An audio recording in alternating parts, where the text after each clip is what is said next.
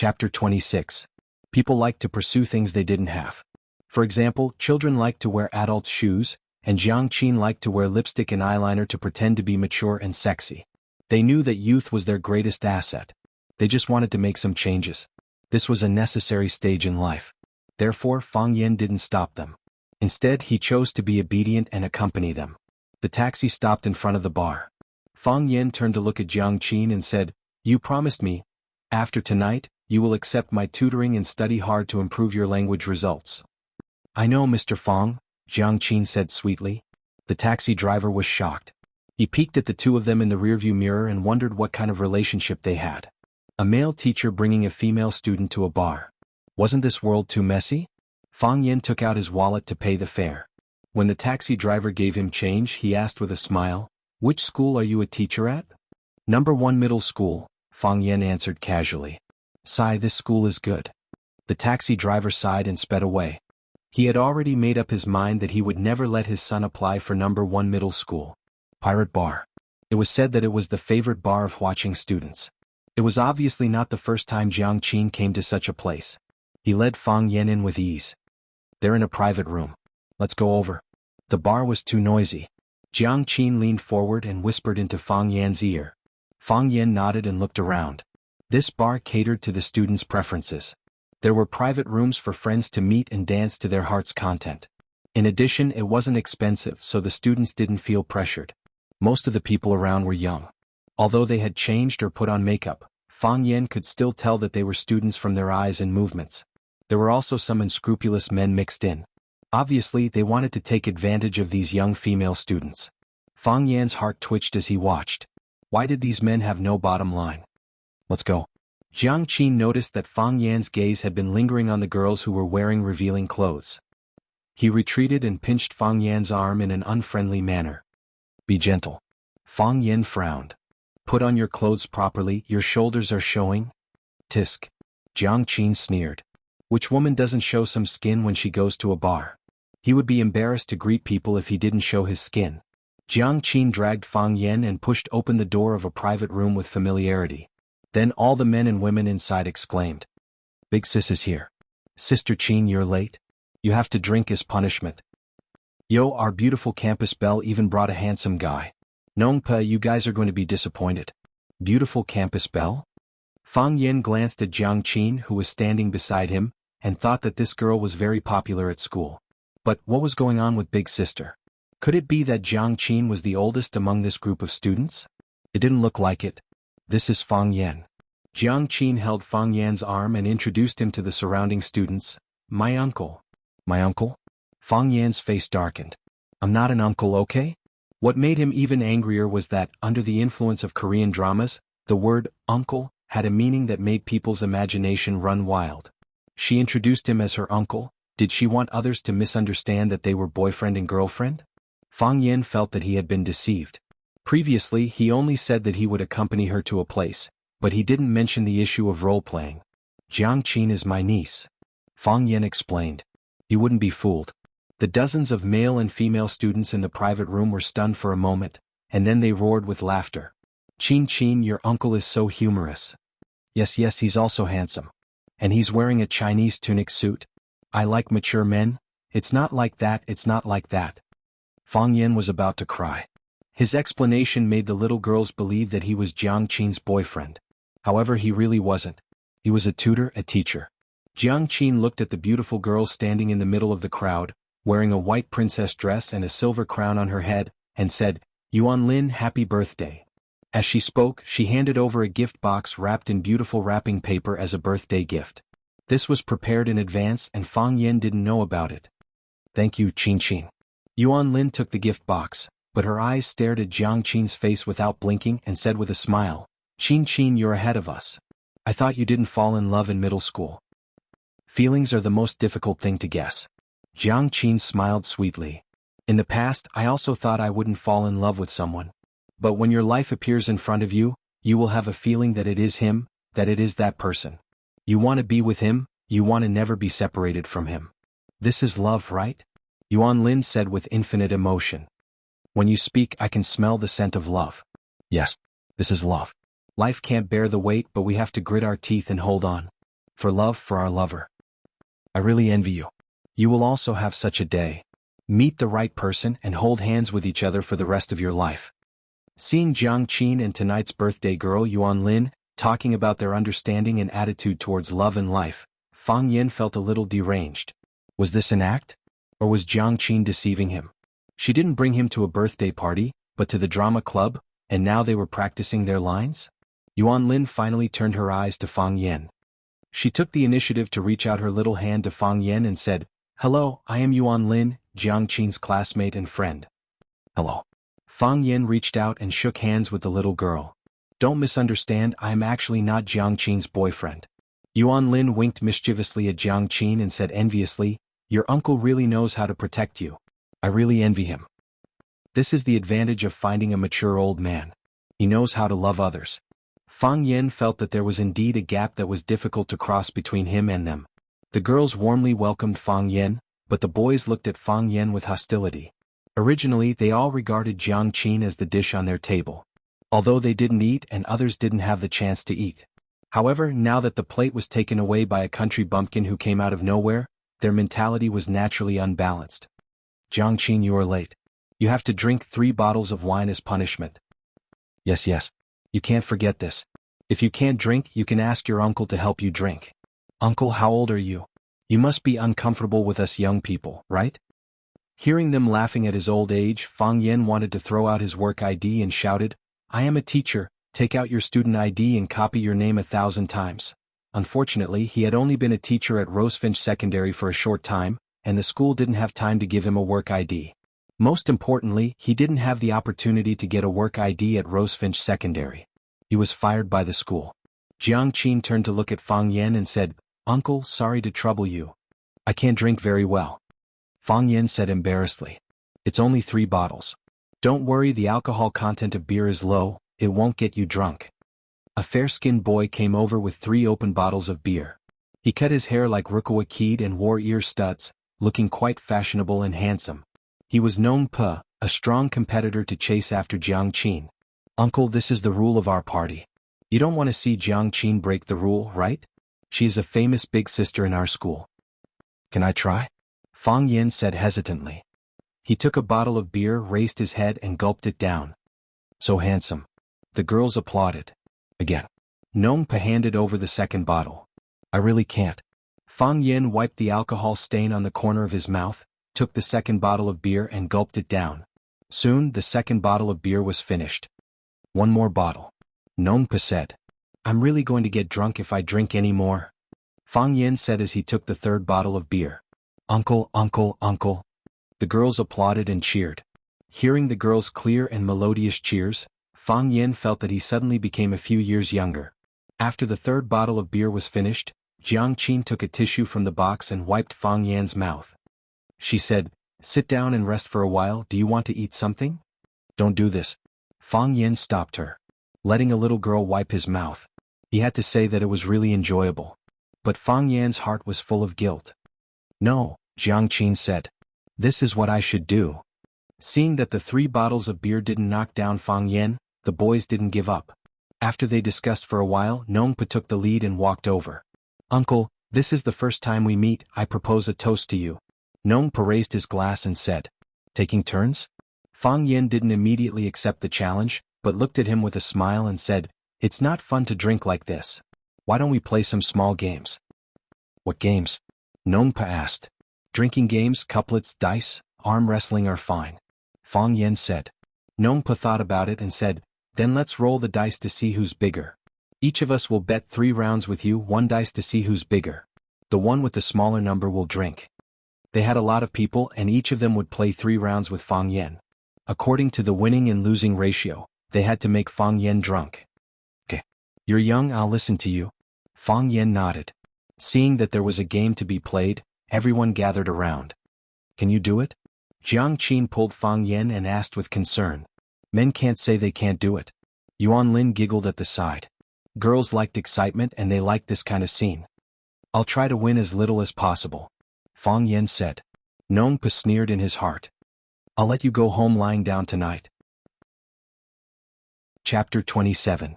The first round, Fang Yin versus Nong Pe. Nongpa shook the dice first and got a 5, which was not a small number. Nongpa glanced at Fang Yen proudly and said, "It's your turn."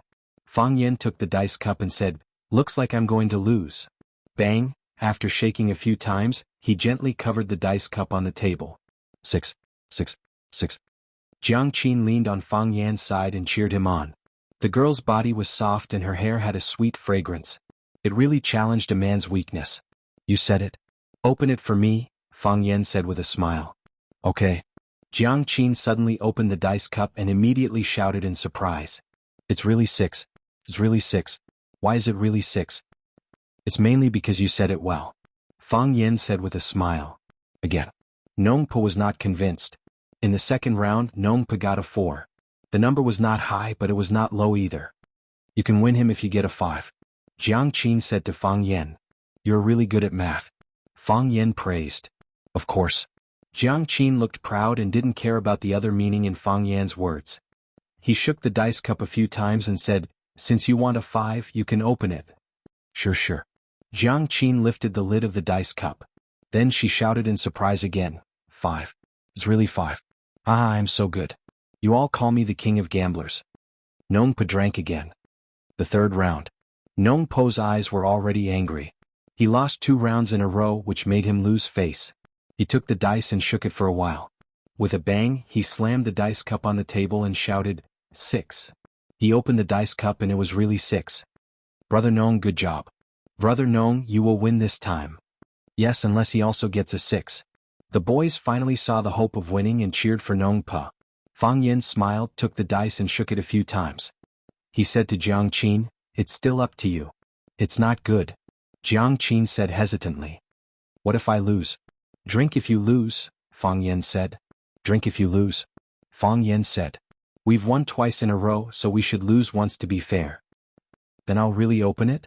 "Yes." 6, Jiang Qin shouted in a tender voice. She suddenly opened the dice cup, and then her entire person was stunned on the spot. 6 dots. The 6 red dots were so dazzling. "I let you lose, so why did you ask for 6? Fang Yen scolded. Fang Yen said, "I said. Fang is Fang. Yen. Fang is P, but my luck is really too good. Maybe it's because I'm the goddess of luck, huh?" "It's a draw," Nongpa said disappointedly. "Let's make another bet." He took the dice and held them in his palm. After praying for a while, he put the dice into the dice cup. Voila! There was a long shaking and then a sudden uncovering. 1 point. Nongpo's eyes were dull, and the flesh on his face kept twitching. "God, please don't play with me, okay?" Fang Yen glanced at Jiang Qin and said, "Little sister, I think you are very talented. Why don't you learn gambling from me?" Jiang Qin rolled her eyes at him. Her tender hands took the dice cup and gently shook it a few times. When it was uncovered, there were 2 dots. It was just a little bigger than Nongpa. Fang Yen looked at Jiang Qin earnestly and said, "If you win, you win. But you only win a little. Don't you know how insulting it is? One must be honest. Didn't the teachers in your school teach you? This was too much. I can't even stand it." Nongpa had the urge to vomit 3 liters of blood. Another 2 boys went up to challenge Fang Yen, but none of them could win. Fang Yen didn't drink a glass of wine, but he made those boys drunk. "Uncle, are you cheating?" A boy stared at Fang Yen with dissatisfaction and said, "Yes, how can you keep winning? Must be cheating." Fang Yen smiled and said, "I'm willing to bet and I'm willing to lose. If you think I'm cheating and find evidence of me cheating, I'll drink all the remaining wine in this room." "No more dice," Nongpa said. "We don't play this much, so we're not as experienced as you. Arm wrestling, we want to arm wrestle with you." "That's not good, right?" Fang Yen said. "What? Are you afraid?" Nongpa said mockingly. "You're older than us and you've eaten more than us. You have a big advantage. That's what I mean. My advantage is so obvious. It's not good to bully you, right?" Fang Yen turned to look at Jiang Qin and asked, "Then I'll try with them?" "Beat them." Jiang Qin waved his small fist and said, "I'll try my best." Fang Yen said, "What's there to talk about? We're all classmates." For some reason, when they heard Fang Yen say the words, "I'll try my best," many people at the scene felt their hearts jerk and felt a chill. Nongpa carefully looked at Fang Yan's height, weight and 3 measurements. He thought that not every boy on his side could be a match for Fang Yen. If everyone competed with him separately, it would be his side that suffered. Both sides will send one person to fight and the loser will drink. Nongpa proposed a condition that was beneficial to his side. Fang Yen smiled and said, "That's not good, right? There are 6 or 7 contestants on your side, and I'm the only one on my side. I can only send myself. What do you want?" Fang Yen thought for a moment and said, "How about this? If I win, everyone on your side has to drink 3 glasses of wine. If I lose, I'll drink 6 glasses alone." Nongpa hesitated for a moment, then nodded and said, "No problem." He turned and shouted, "Fatty." "Yes." A boy answered in a low voice. Fatty wasn't small, on the contrary he was very big. Looking at the guy who was like a small mountain sitting in front of Fang Yen, Jiang Qin had a bad feeling. "Nongpa, you guys are cheating," Jiang Qin said snappily. "Fatty isn't in our class. Can't he participate if he's not in our class?" Nongpa said with a smile. "Fatty is in our team. Don't compete with them." Jiang Qin said to Fang Yen. "Fatty is a famous strongman in our school. In every school sports meeting he's always the champion of javelin and discus." "Is that so?" Fang Yen looked at Nongpa bitterly and said, "You guys don't want me to drink on purpose, do you? Isn't this too disloyal? I thought we were friends." "If you bet, you have to accept defeat." "Who said that again?" Nongpa laughed. The other boys also had a wretched expression that said, "I'm cheating you." "I said it. A man would rather die standing than live kneeling." Fang Yen said loudly. "I'll compete with him. I'll be the referee." Yuan Lin said enthusiastically. "When I say start, you two start." "I have no objection," Fang Yen said. "I also have no objection." Fatty admired Yuan Lin very much. Seeing that she was willing to join, his fat face flushed with excitement. If he won against this annoying guy in front of the goddess of his dreams, then, in the eyes of the goddess, his fat body would no longer be fat but strength. In fact, Fatty was really thinking too much. In the eyes of the goddess, fat would always be fat. "Ready?" Yuan Lin said with a sweet voice. Fang Yen and Fatty held each other's hands, their elbows resting on the table. "Begin." Yuan Lin shouted loudly. Her tender lotus-like arms were still swinging down forcefully. Fang Yen didn't move and neither did Fatty. "I said start," Yuan Lin reminded. "What's wrong with these two people? They didn't cooperate at all." She said start, but they didn't use their strength. "It has started," Fang Yen said. "Ah." Everyone didn't understand what was going on. These two people didn't move. What kind of start was this? Very quickly they found some clues. Fatty's fat face turned red. Fatty's red face was sweating. Fatty's sweaty face was covered with sweat. He gritted his teeth, his expression was ferocious, and he used all his strength. Even an idiot could see that Fatty had used all his strength, even the strength to drink milk. However, this guy was sitting there steadily. His face was not red, and his heart was not beating as if nothing had happened. Everyone looked at Fang Yen in shock. What was this guy's background? How could he be so strong? Puff. Fatty used too much strength and held his breath for too long. The wine he just drank sprayed out, splashing on his and Fang Yen's hands and wrists. "This guy." Fang Yen laughed. "He dared to use hidden weapons." "Poochie," everyone laughed. Fatty's red face was even redder. He was embarrassed to continue and said, I lost, I am not your opponent." Fang Yen loosened his hand and said, "Thank you for letting me win. I was almost plotted against by you." Fatty's face turned purple and he rushed into the bathroom without looking back. Jiang Qin laughed and gasped. He took out a tissue from his bag and wiped the back of Fang Yan's hand. He said, "You are so bad. How can you be so bad? Uncle, you are so cute. I really like you." "Yes, you are so cute. I really want to pinch your face." "What a thick face, it's rare in my life." Yuan Lin looked at Fang Yen with her beautiful big eyes and said, "I also want to find an uncle like you." Jiang Qin quickly held Fang Yan's arm and said, "Don't compete with me." The melodramatic scene of two girls competing for a man played out in front of them, and the boys were heartbroken. In their hearts, uncle had become the most detestable form of address and group. Fang Yen stood up and said to everyone, "I am really not Jiang Qin's boyfriend. Don't bully me anymore." The boys felt like they had been stabbed in the chest again. "Damn, you should touch your chest when you talk. You should follow your conscience. Who is bullying who? We can't get you drunk, we can't win you in dice, and we can't win you in arm wrestling. You are so old, will you die if you let us win? Uncle, you are really a monster." Chapter 28. The farthest distance in the world was that Fang Yen was sitting at one end of the box, and the boys were sitting at the other end of the box. No one dared to provoke Fang Yan anymore. They all stayed far away. They finally saw the insidious nature of this guy. He said he couldn't do it, but it proved again and again that they were just showing off. It was the same for shaking dice and arm wrestling. No one was stupid enough to play drinking games with him. It was fine if the enemy insulted them, but they couldn't insult themselves. The boundary between Chu and Han was clear. No one drank, no one sang, and no one even talked. Yuan Lin, the birthday girl, saw that the atmosphere in the box was a little cold, so she stood up and said, "Everyone, don't just sit there. Let's go outside and dance for a while." Okay. Everyone agreed. The outside was more lively, and they also needed another way to relax their bodies and minds. It was too depressing here and they couldn't breathe freely. Thus, a large group of people rushed to the outer dance floor in a majestic manner. The music was deafening and it was hard to hear them clearly. The only way to communicate was with hand gestures. Fang Yan was pulled to the corner by Jiang Qin, and the other boys and girls also scattered in groups of 3 to 5 or in pairs. Fang Yan was not good at this kind of dance.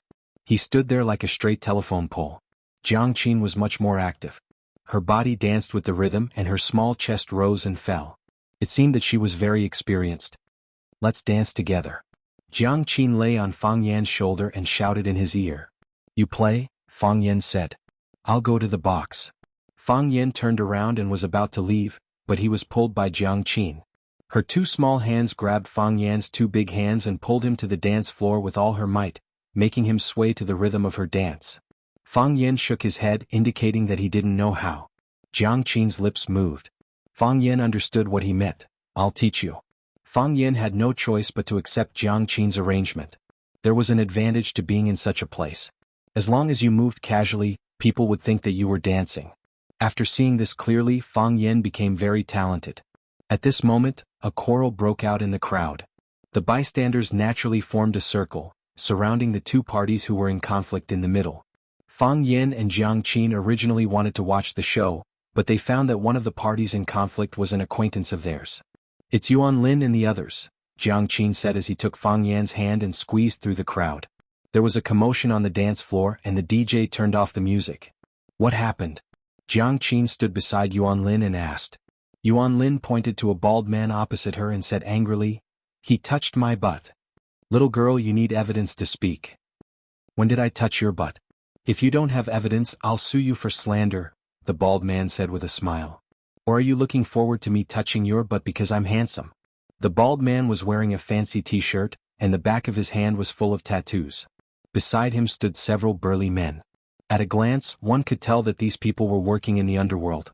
Hearing the bald man's words, the brothers around him all laughed out loud. "No wonder I woke up early this morning and the magpies were chirping above my head.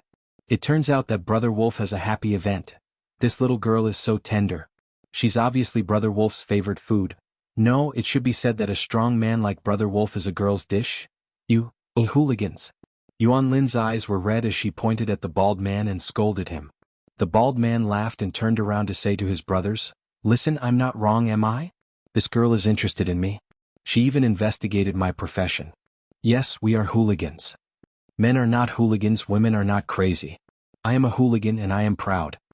"You guys are too much," Nongpa pointed at Brother Wolf and shouted.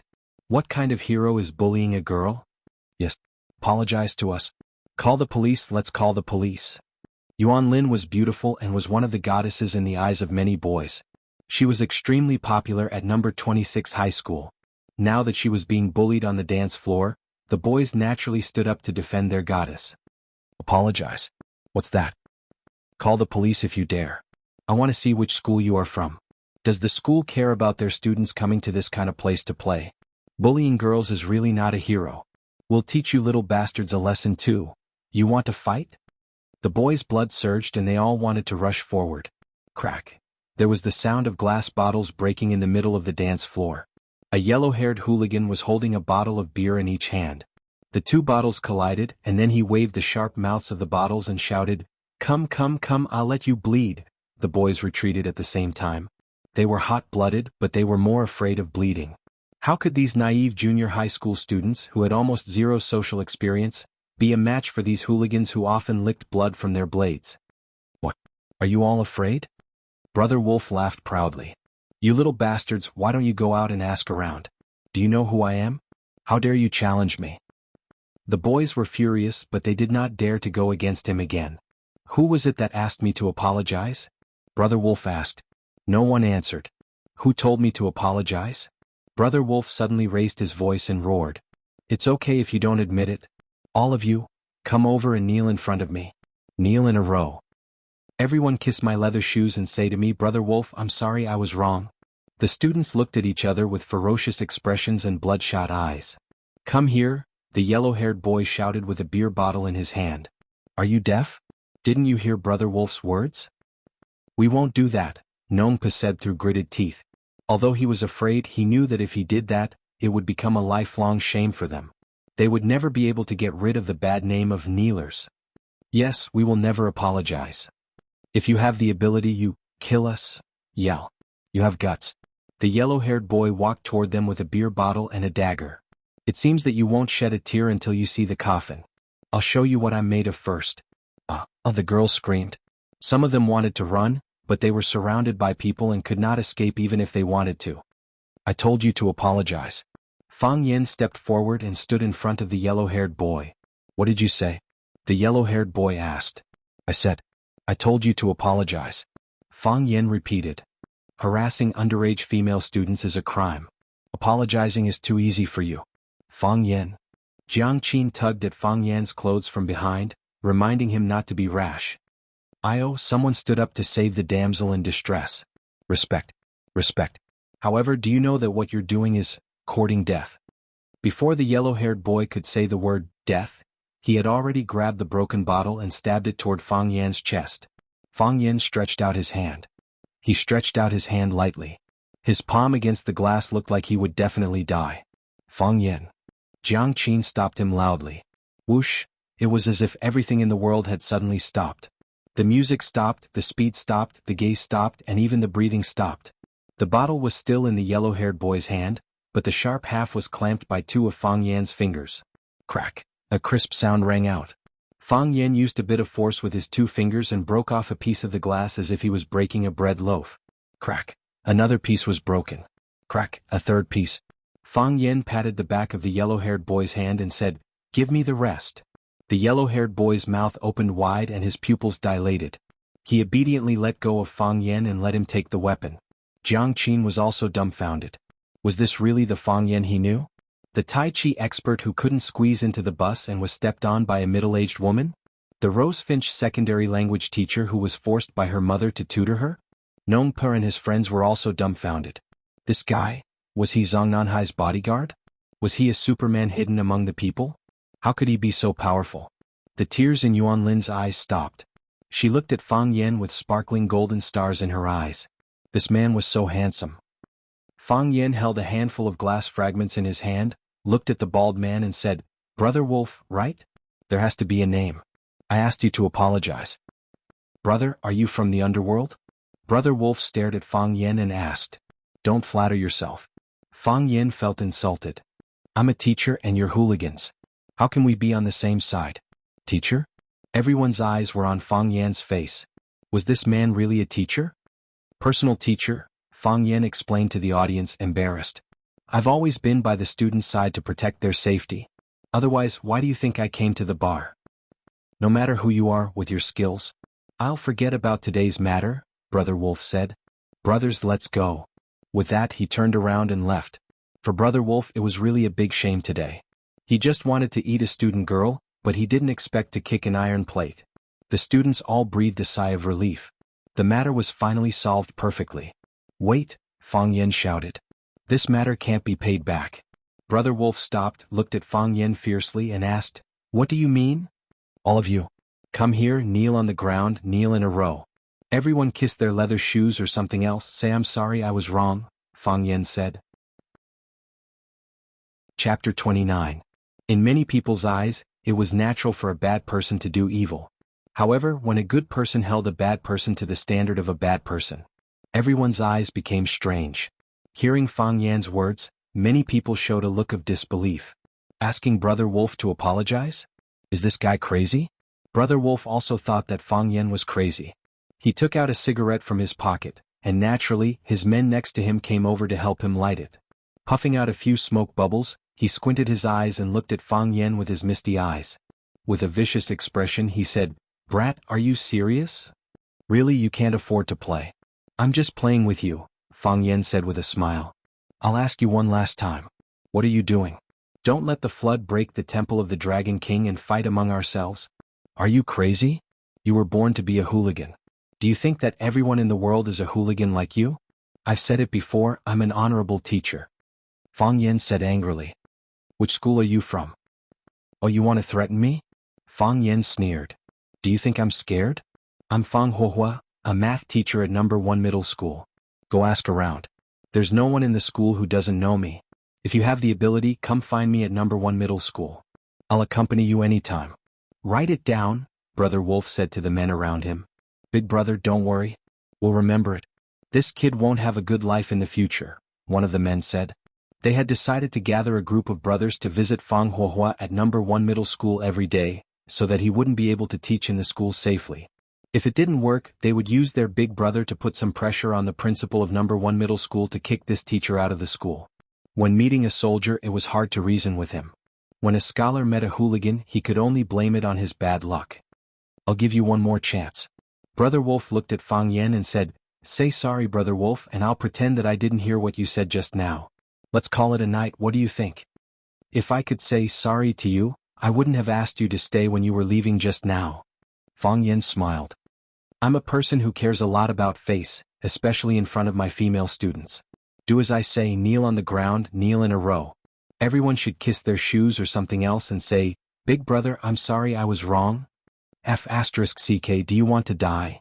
The hooligans were in an uproar. They were used to being lawless and taking the initiative to bully others. When had they ever been bullied like this? "Brothers, let's F***ck them up and let them bleed. Everyone listen up." A teacher from number 1 middle school brought a female student to a bar. "In the future, don't send your own children to be harmed by them. No matter how good his martial arts are, he's still afraid of a kitchen knife." Brother Wolf flicked the ash off his cigarette and looked at Fang Yen with a fake smile. He said, "Do you think that you can show off in front of us just because you know a few moves? I see that you're also a good man, so I kindly advised you. Since you've acted tough, you should take advantage of the heat and go back to F***ck. Do you think we're afraid of you? Since you don't know how to appreciate kindness, then let's not talk anymore." "Half a sentence is really too much," Fang Yen said. "Fight" was just one word. Fang Yen. Jiang Qin pulled Fang Yan's arm from behind, reminding him not to act rashly. These hooligans looked very fierce, and she was worried that Fang Yen would get into trouble. She was the one who brought Fang Yen out. If anything happened to Fang Yen, she would feel very bad. "Do you have to apologize for doing something wrong?" Fang Yen looked at Jiang Qin and asked gently. "Yes, but do you have to be punished for breaking the law?" Fang Yen continued to ask. "Yes, but no buts," Fang Yen said loudly. "If I were your teacher, I would definitely teach you this. You can't be corrupted by riches and honor, and you can't be subdued by force. I hope that my students are people with such integrity." Jiang Qin's eyes were intoxicated, and the blood of Nong Per and the others, which had just retreated, boiled again. "Mr. Fang is right, whoever does something wrong has to apologize." "That's right, why are you bullying us? We didn't do anything wrong. They harassed underage girls, send them to jail." The students waved their fists and shouted loudly. If it weren't for Fang Yen standing at the front, they might have rushed up and fought with Brother Wolf and the others. "Of course, the premise is..." Fang Yen waved his hand to signal everyone to be quiet. "Before you do this, you have to secretly measure in your heart whether you are a match for the enemy, or whether there is a peerless master like me who is willing to stand up for the injustice." The shouting stopped abruptly. Everyone's faces were purple and red, and they stared at Fang Yen with shame and anger. The onlookers also condemned, "This teacher is too deceptive. In the future we must not let our sons, daughters, nephews, nieces, grandchildren go to number 1 middle school. It's okay to bully hooligans, but how can you bully your own students?" Crack. Brother Wolf threw the cigarette butt in his hand on the ground and stepped heavily on it with his leather shoes to crush the flame. He spat, looked at Fang Yen and said, "Well, I won't take advantage of you. Come on, let's practice first." "What do you mean practice?" Fang Yen asked. "It's a casual fight. Whoever knocks the other down wins," Brother Wolf said. Whoosh, Fang Yen rushed in front of Brother Wolf, hooked his right wrist, and controlled Brother Wolf's thick neck in the palm of his hand. His body pressed against Brother Wolf's body as he retreated, and when Brother Wolf was not stable, he pulled him forward.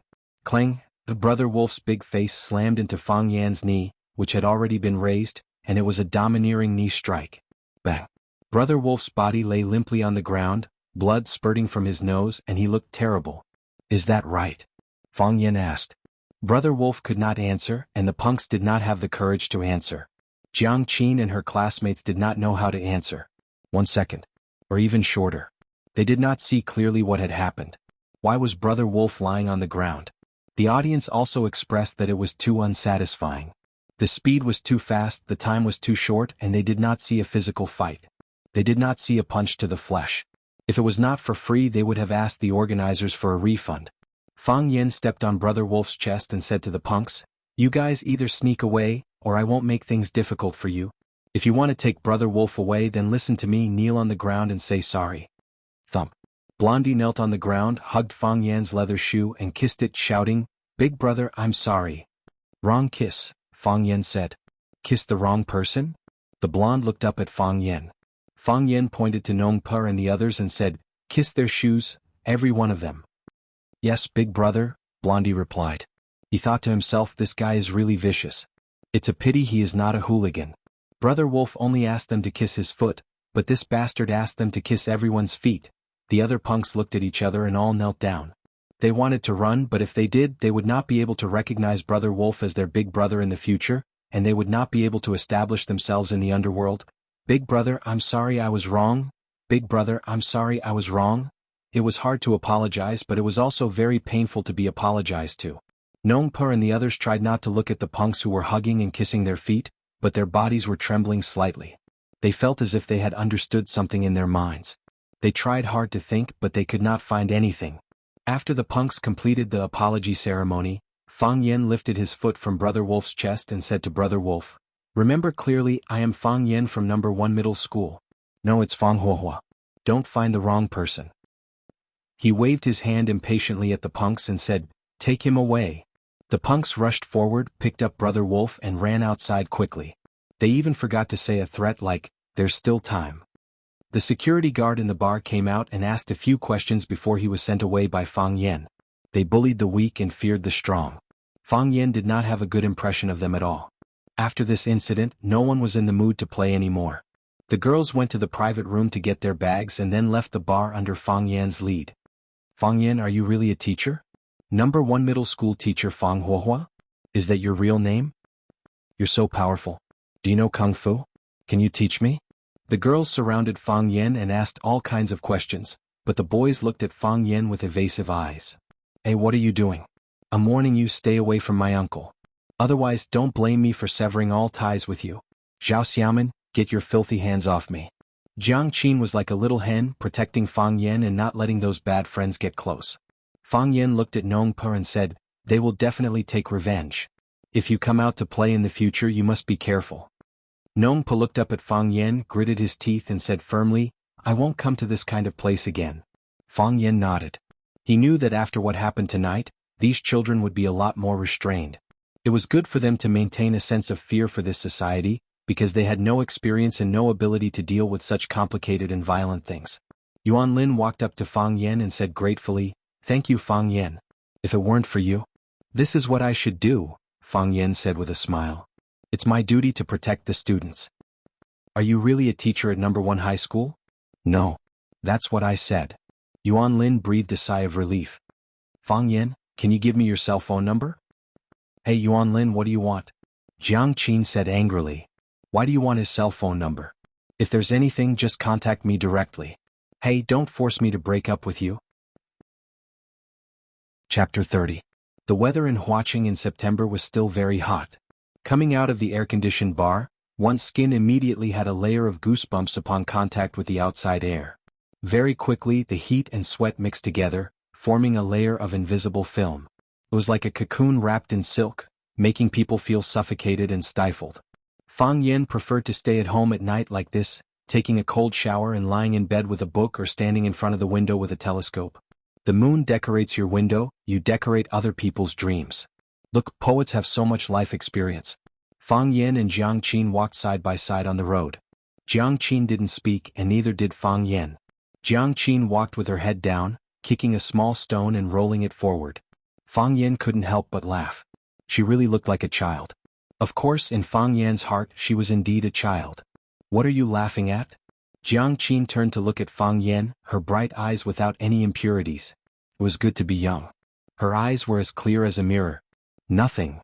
Fang Yan shook her head. Don't you want to say something? Jiang Qin asked. Say what?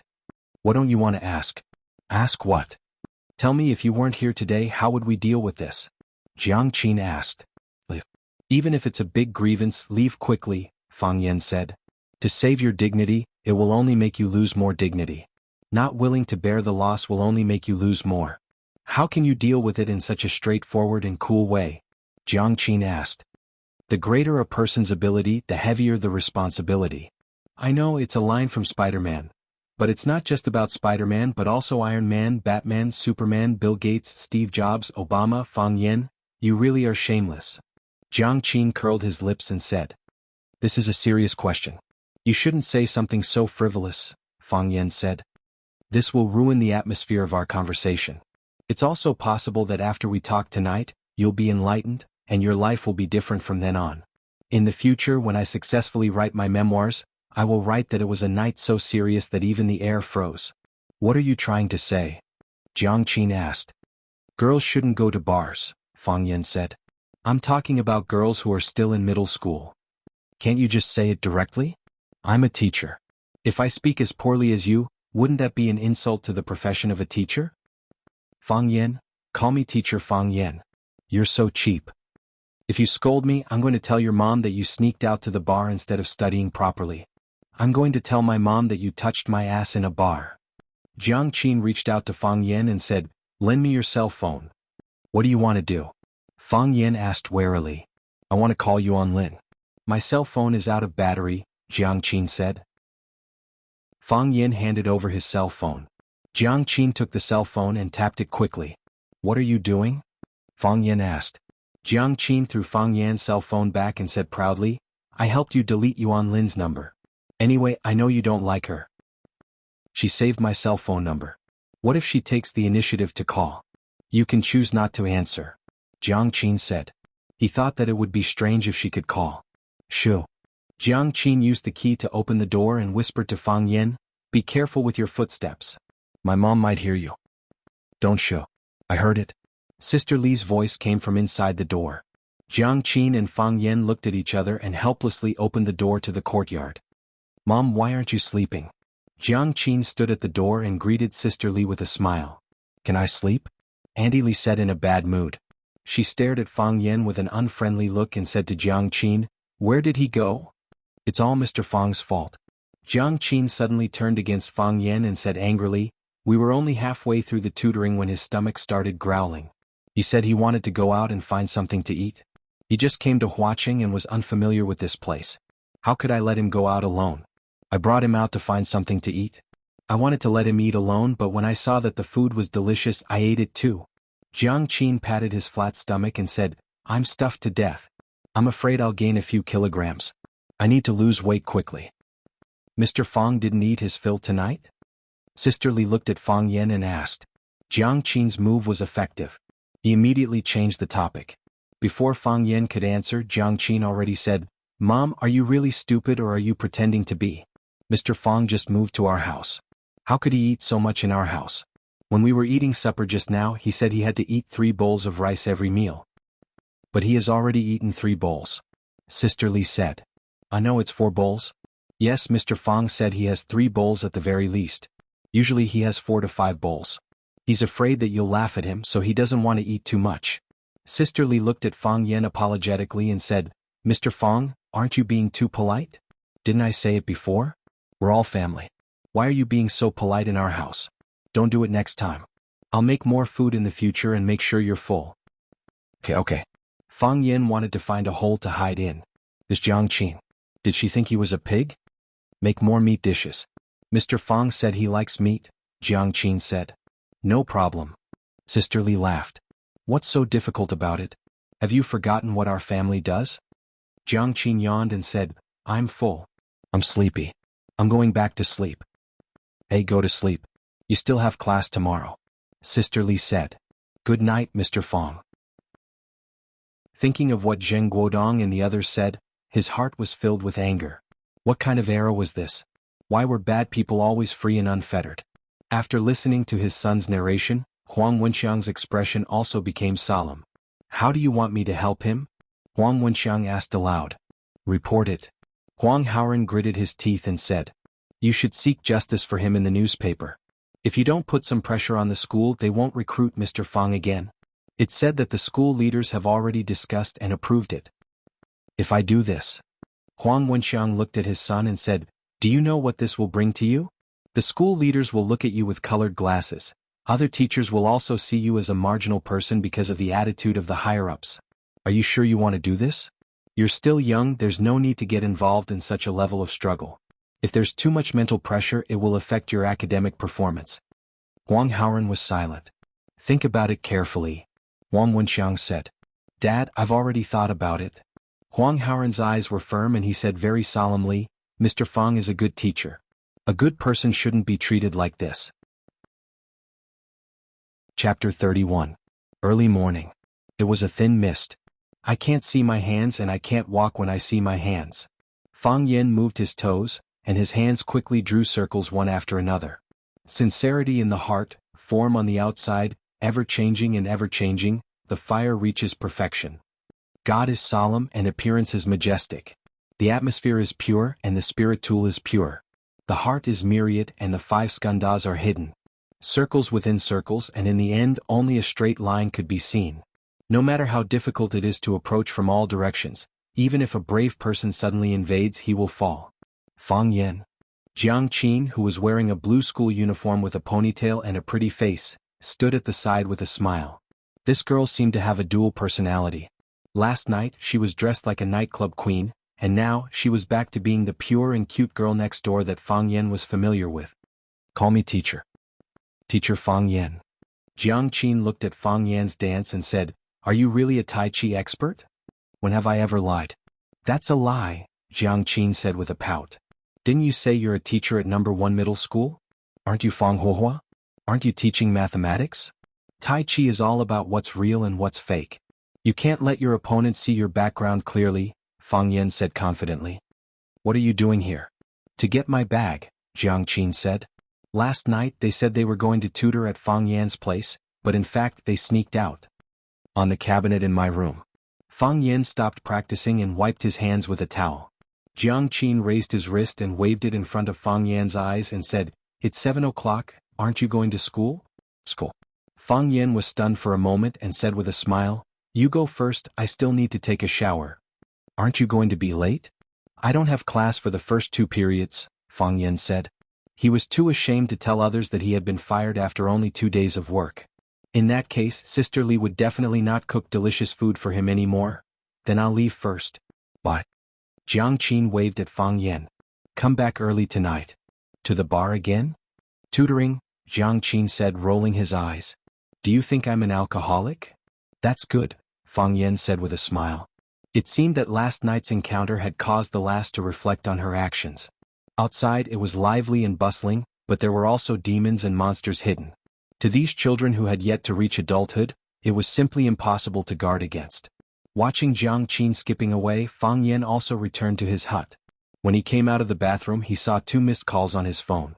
One was the personal phone number of the office director, Zheng Jing, and the other was an unknown number. Fang Yen ignored the unknown number and directly dialed Zheng Jing's phone number. As soon as the phone was connected, he quickly hung up the phone. Soon, Fang Yan's cell phone rang. Director Zheng, I'm really sorry. Fang Yen apologized with a smile. I accidentally hung up the phone. I was about to call you. Fang Yen, come to the school. Principal Lu wants to see you, Zheng Jing said coldly. Wasn't I fired? Fang Yen asked. This is something that everyone knows. You don't have to repeat it again, Zheng Jing said. Fang Yen thought, this guy's mouth is really vicious and his words are not gentle at all. Is he still a model teacher? Fang Yen rushed to the principal's office, but he didn't see the office deputy director, Zheng Jing, outside. Instead, a delicate little clerk was waiting at the door to greet Fang Yen. Seeing Fang Yen coming, the little clerk stood up and said, Mr. Fang, Principal Lu is waiting for you in the office. He said that you can go in directly when you come. Thank you. Fang Yen thanked the little clerk. You're welcome. The little clerk blushed and said with a smile. He thought, everyone says that this new teacher, Fang Yen, is a troublemaker, but he is actually quite handsome. He is also young, much younger than other teachers. Although his job is not very stable, he is still barely worthy of me. Fang Yen knocked on the door of Lu Chaoga's office. When he heard a please come in voice, he pushed the door and went in. Lu Chaoga stood by the window with her back facing Fang Yen. She was bending over and trimming a potted plant. Her figure was exquisite, and her buttocks were plump. Looking from the side, her chest was heavy, and it looked very majestic. She was wearing a delicate black uniform, which concealed some of the sexy air brought about by her explosive figure, but it also added a lot of intellectual beauty to her. Seeing Lu Chaoga's clothes, Fang Yen thought of a small joke.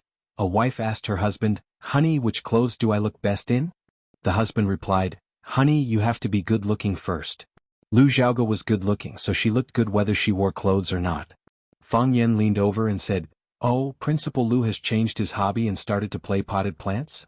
Flower arrangement needs to be calm and complete the whole work in the best state of mind. Only when it is done in one go can it show the most smooth and harmonious beauty." Lu Xiaoga did not reject talking about flower arrangement techniques with Fang Yen, because it was very difficult for her to meet a flower arrangement enthusiast, and the other party was also an expert. Potted plants are not so strict.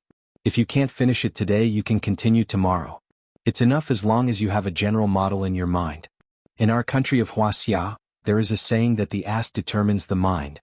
Because Principal Lu likes flower arrangement, he looks down on potted plants.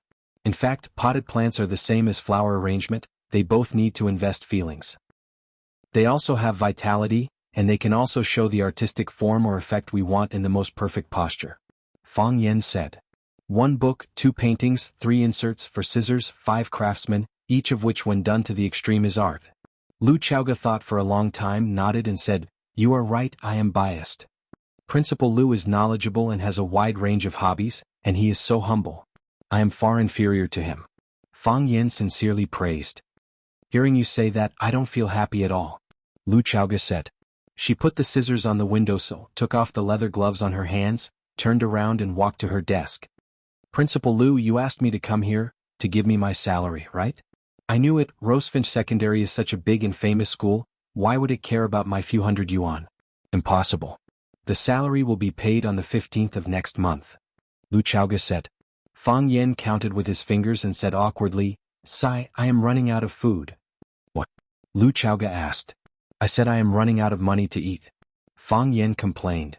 "In order to make a living, I am tutoring people outside." Lu Xiaoga looked at Fang Yen in surprise and said, "It doesn't look like it." She really couldn't imagine how a person like Fang Yen could not have money. "Do I need to lie to you about this kind of thing?" Fang Yen smiled bitterly. "Principal Lu, you don't know it is hard to find a job nowadays and the prices are expensive. Rent, water, and electricity all need money, right? Food, drink, and toilet also need money, right? Even if I asked someone to help me clean my shoes, it would cost 3 yuan. I bargained for 2 yuan, but they were not willing. In the end it was 250 yuan. Which man doesn't want to show his extravagance in front of a beautiful woman?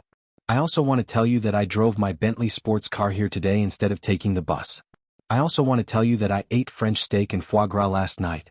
The foie gras was too old for me to swallow. I am a man and you are a beautiful woman, why didn't I do that? I have no money in my pocket, so it is a lie to tell you." "Principal Lu, can you lend me some money?" Fang Yen looked at Lu Xiaoga shyly and said, "When I get my salary, the first priority will be to pay you back." Lu Xiaoga had an impulse to explode again. This guy. Did he ever think of himself as a leader for a second? Seeing Lu Xiaoga was silent, Fang Yen thought she was unwilling and said, "Principal Lu, you don't have to worry that I won't pay you back. I promise with my character. I will pay you back when I get my salary. By the way, I can also write you an IOU." "How much?" Lu Xiaoga asked. She felt that she must be crazy. Why did she talk to him about this problem? 30 to 50,000. Fang Yen saw that Lu Xiaoga's face was not right, so he quickly changed his words and said, 3 to 5,000 is also fine.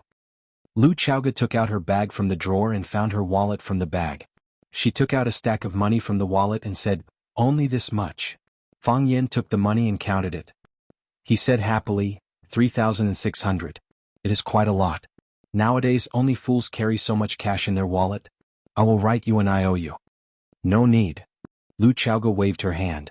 She really didn't want to talk about this anymore. She wanted to end the topic quickly. Just deduct it from your salary. Okay. Fang Yan nodded and put the money into his pocket with a smile. Principal Lu, then I will go back first.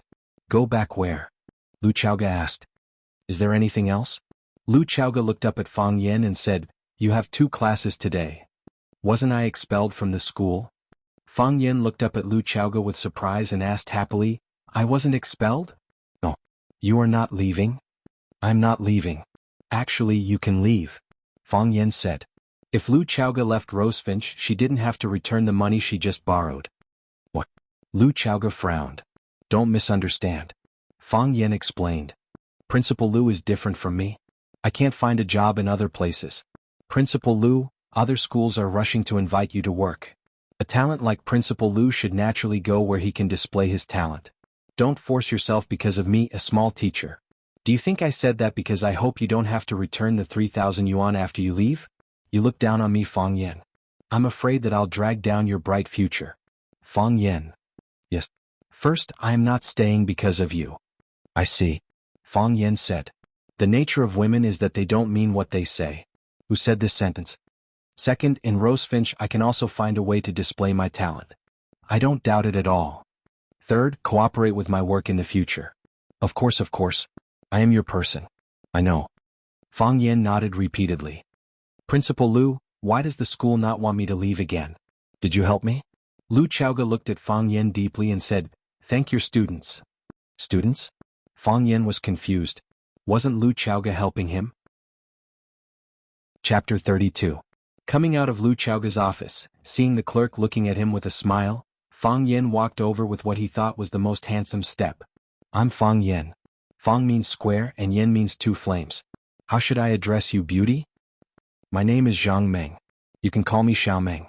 The clerk said with a blushing face and a smile. You're Principal Lu's secretary? Yes. Usually I serve Principal Lu. But Director Jing will also help.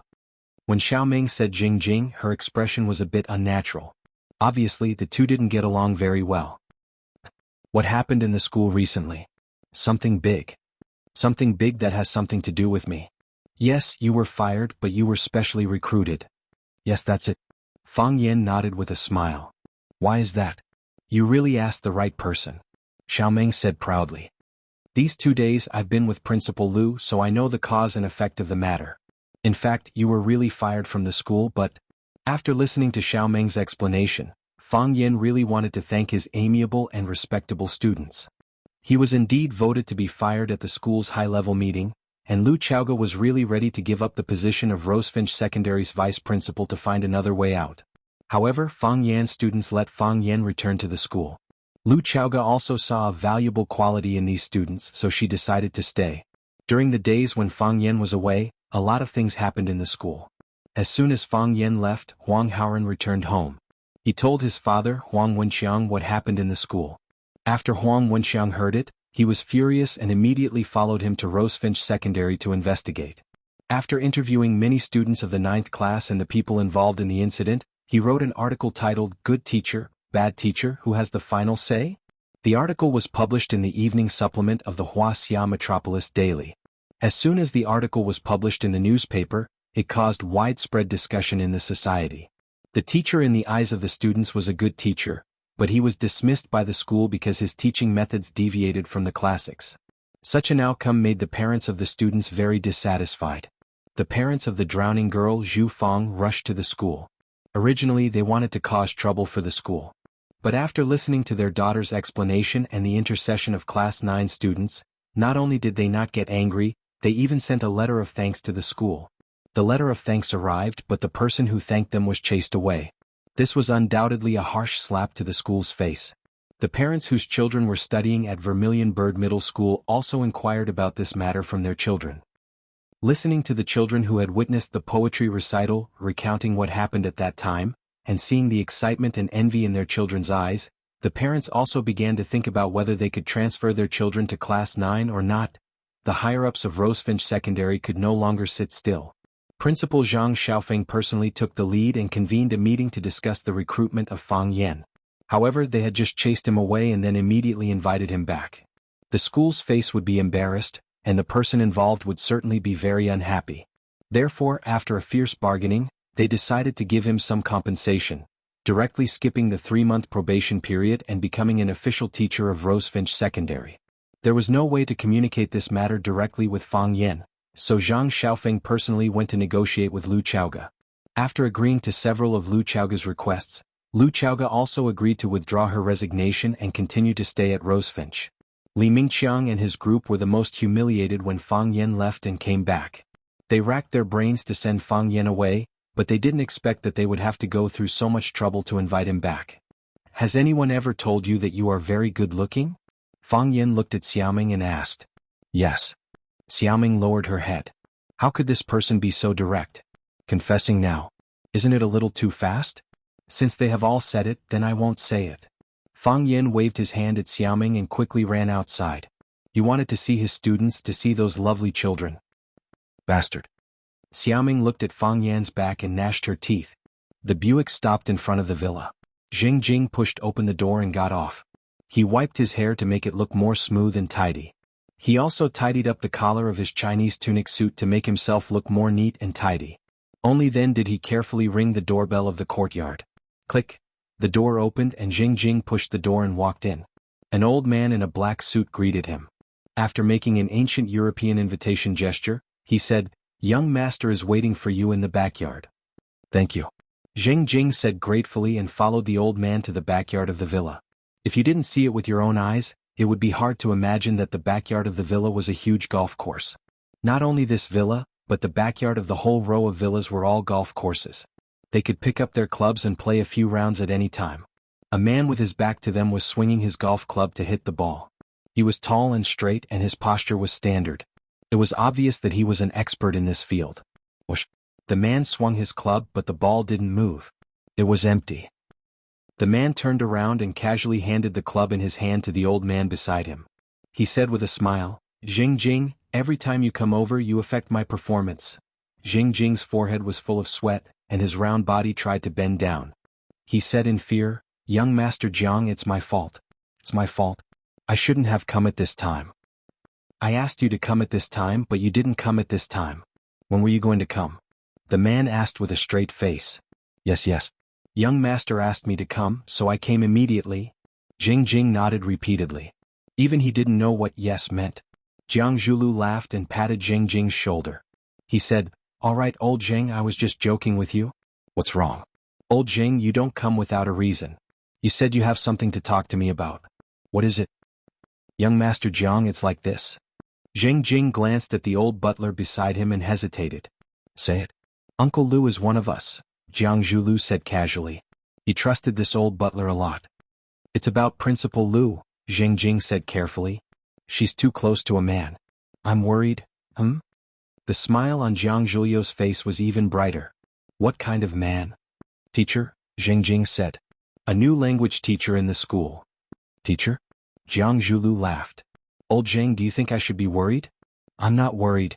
"Young Master Jiang, you don't have to worry about anyone," Jing Jing quickly explained. I think this person is a bit different. Young Master Jiang should pay attention to him."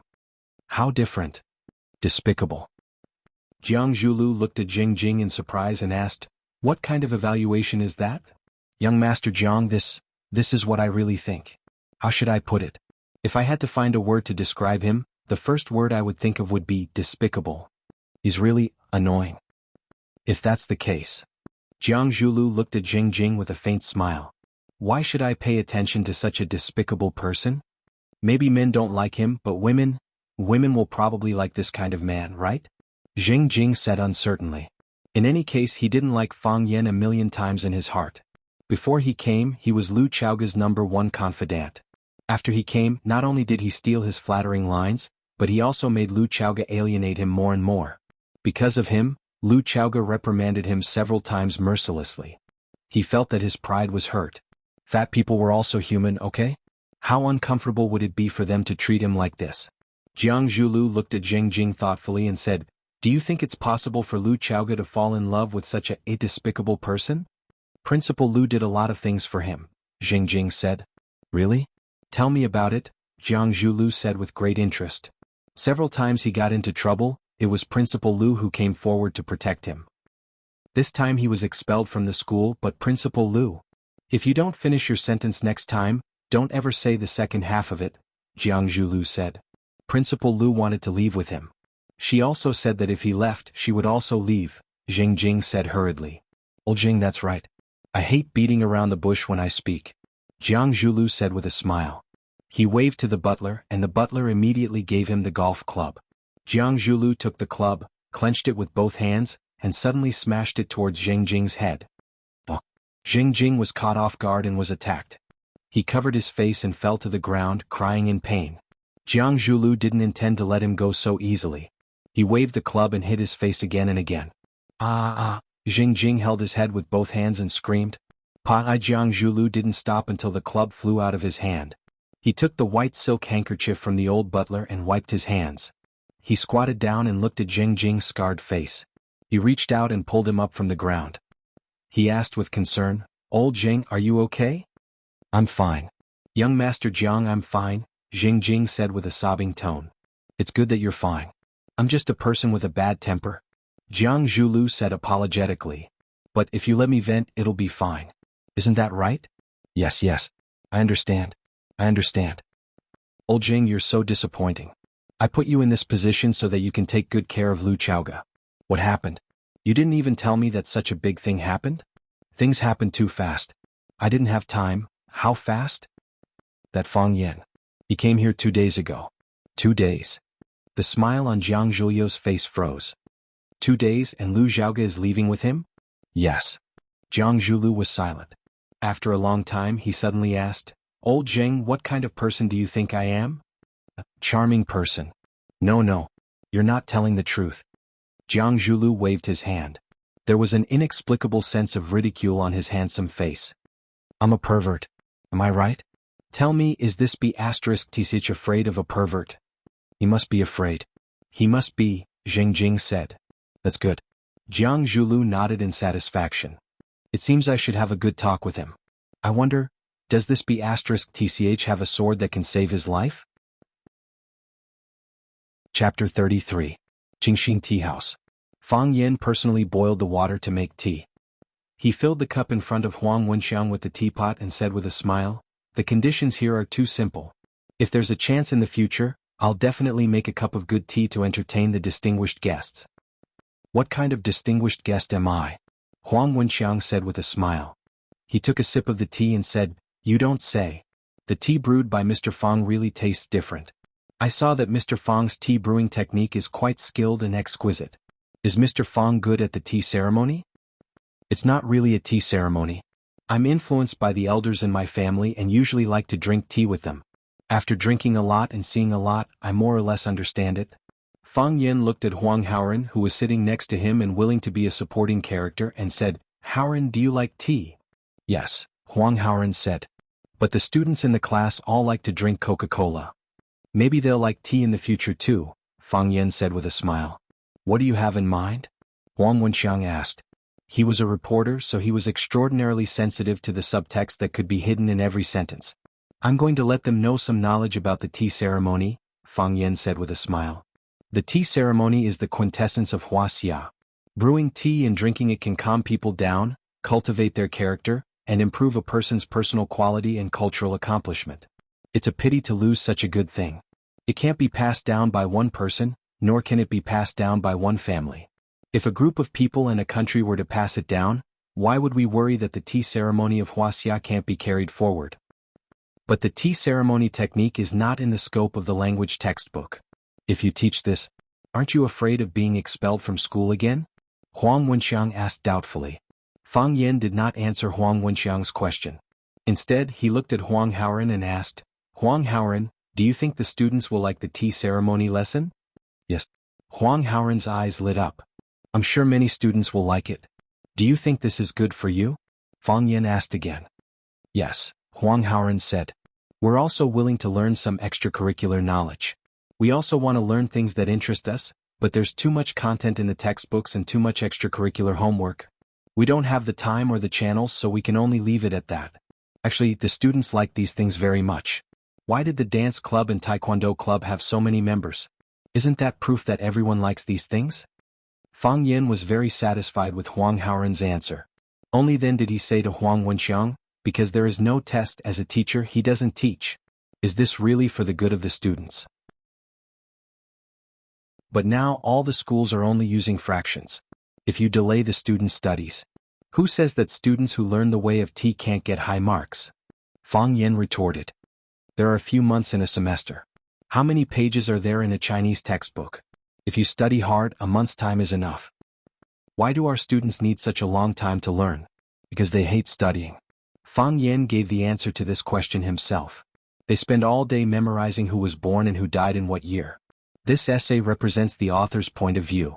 This poem expresses the poet's state of mind. The person has been dead for so many years. Who knows what the author's point of view is expressed in the essay? Who knows the poet's state of mind when he writes the poem? Maybe it's a sentence that he forced out while squatting in the toilet with constipation. He gave it a self-righteous interpretation and then told the students that it was the correct answer. Are the people who interpreted it the author himself? Is it the poet himself? Since that was not the case, why did they think that their interpretation was correct? Why can't the students have their own interpretation? Must the students' interpretation be wrong? If every student has their own interpretation, then how can we determine if they get a score? Huang Wenxiang asked. Why does it have to be based on a unified thinking to get a score? Fang Yin said helplessly. Literature is art. Art is something that is hard to determine. We rank the students on a scale of 1, 2, 3, 4, 5, 6, 7. The first one is closest to the poet, and the second one understands the poet the best. However, we can't teach any poet. Interesting point. Huang Wenxiang smiled. Do you mind if I organize these words and post them on the Wuxia Metropolis Daily? The last essay received a great response from the parents. If we post a second one, it should be able to heat up the topic again. Okay, but don't put my name on it, Fang Yin said. What? Because. How could Fang Yin tell them that he didn't want to be famous because he was afraid that the violent girl, Yi Ro, would suddenly come to him and beat him up? I'm a quiet person. I like peace. I don't like to be influenced by vulgar things like fame and fortune. There aren't many good teachers like you. Huang Wenxiang sighed. No wonder Haoren said you're different from other teachers. If I had 40 students, I would want to teach 40 geniuses in different fields, not the same type of talent, Fang Yin said. That's why I'm different from other teachers. Mr. Fang is of noble character and unquestionable integrity. Do you get paid for your essay? Yes. I'll give my payment to Haoren to buy a book. No. The payment is yours. I'll have Haoren bring it to you. You're too polite, Mr. Huang. You're welcome, Mr. Fang. There were 2 Chinese classes in the afternoon, so Fang Yin didn't get off work early. When he was sitting in the office reading, Qin Dehai walked in with a teacup in his hand. Mr. Qin, you're here. Team leader Qin, how come you have time to inspect our Chinese team? Old Qin, have some tea. I brought some camellia from my hometown. It's fragrant. Qin Dehai was the team leader of the first-year mathematics team and the homeroom teacher of class 9. He was on good terms with the vice principal, the dean, and other school leaders. Therefore, he was a good person to suck up to among the ordinary teachers of no rank. Qin Dehai smiled and greeted the teachers. Then he stood in front of Fang Yin and looked down at him. He said, Mr. Fang, these are the leave slips from Zheng Guodong, Qin Tao, and Li Yang. They're not feeling well, so they asked for leave from me. I told them to go back and rest. After Zhu Fang fell into the water, Zheng Guodong, Qin Tao, and Li Yang ran to Fang Yin and mocked him. They were so sarcastic that they almost got into a fight with the other students who were on Fang Yan's side. Now that they knew from their family elders that not only did Fang Yan not leave, but he was coming back to be their Chinese teacher again. How could they have the nerve to come to class? It was impossible to find someone to send leave slips on their behalf. Last time they did that, Fang Yan had directly written on the back of the slip, no approval. They couldn't bring themselves to look for Fang Yan to ask for leave. Therefore they acted on the spot and turned their attention to Qin Dehai. Wasn't Qin Dehai their homeroom teacher? Couldn't they just ask for leave from the homeroom teacher? Fang Yan knew exactly what Zheng Guodong and the others were thinking. He took the leave slips and looked at them. He asked with concern, Are Zheng Guodong, Qin Tao, and Li Yang seriously ill? It's not a big deal, Qin Dehai said with a smile. He thought to himself, Fang Yan, I'd like to see how long you can be so arrogant. It's fine if you offend others, but even Director Zhang's son hates you. How can you have a good life at Rosefinch Secondary? Are they hospitalized? I'll go to the hospital to see them, Fang Yan said.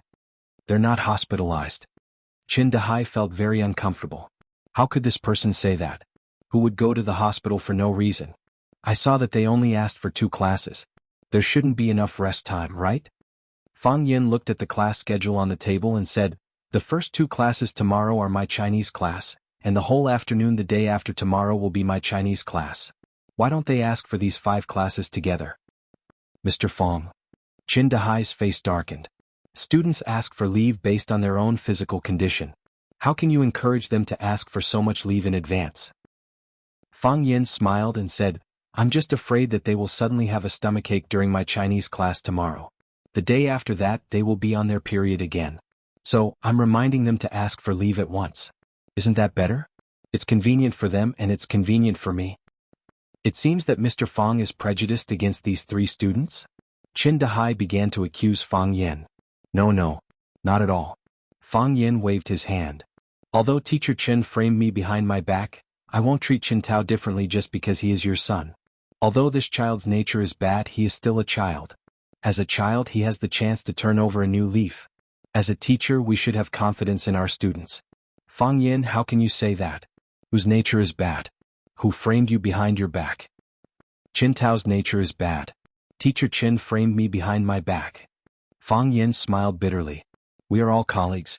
Why do you have to force me to say it so clearly? How can we get along in the future? You. Let's go. Follow me to see the principal.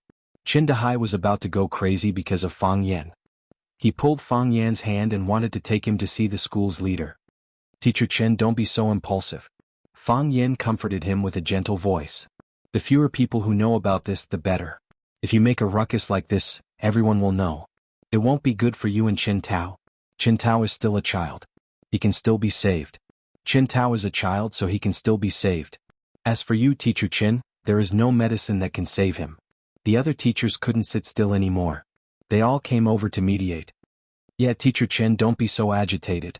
Let's talk this out. Fang Yan, you're too much. How can you talk to Team Leader Chen like that? How did Team Leader Chen frame you? If you have the ability, tell us. You have no hair on your mouth and you're not reliable. I really don't know why the school recruited such a child. I say, everyone. Fang Yan glanced sideways at the teachers from the Chinese literature team and said, I can't stop you from sucking up to me, but don't drag me down with you. I'm also someone with a backer. You all know about Principal Lu Chaoga, right? I'm one of her people. Look, all of you are bullying the weak and fearing the strong. Once I say that I have a backer, all of you are so scared that you don't dare to say a word. Fang Yan continued to attack. The teachers felt that they couldn't go on any longer. They couldn't stay in this office anymore. Fang Yan, Qin Dehai was so angry that he was trembling.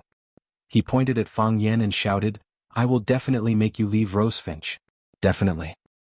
When your son said this, he was much more imposing than you, Fang Yan said.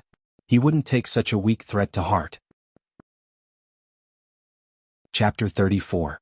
Fang Yan stood on the podium and the students applauded spontaneously. Thank you. Fang Yan bowed deeply to the audience. Thank you. Mr. Fang, what are you thanking us for? That's right, we should be thanking you. Mr. Fang, you're finally back. We were really worried that you would leave. Fang Yan chuckled as he looked at the 37 students sitting below the stage. He said, I used to think the same way as all of you. Teachers exist to teach and dispel students' doubts. Teachers stand on the side of the giver, so they deserve the gratitude and respect of their students. After experiencing this incident, I know that my thinking was wrong. Thank you, Huang Haoren. Thank you for your journalist father's voice of justice. Thank you, Zhu Fang. Thank you, Zhu Fang's parents for sending a thank you letter, and the other students' support and everything they've done for me. We're not only teachers and students, but also friends who can go through thick and thin together. If we're friends, can I call you by your name? No problem, you can call me Fang Yan, Fang Yan said with a smile. Respect and affection are not expressed in a title. Mr. Fang, what are we learning in this class? That's right, why don't we learn Jing Ku assassinates the king of Qin? Each of us can act as Jing Ku. I'll act as the king of Qin and you can come and kill me. You can't kill me. In the past, the students learned whatever the teachers taught. The teachers taught passively and the students learned passively. They learned by rote and got bored with each other. After experiencing Fang Yan's scene reenactment teaching method, the students began to take the initiative to learn a certain text. This was a rather gratifying change. If they could maintain this kind of learning drive, they wouldn't have to worry about their grades.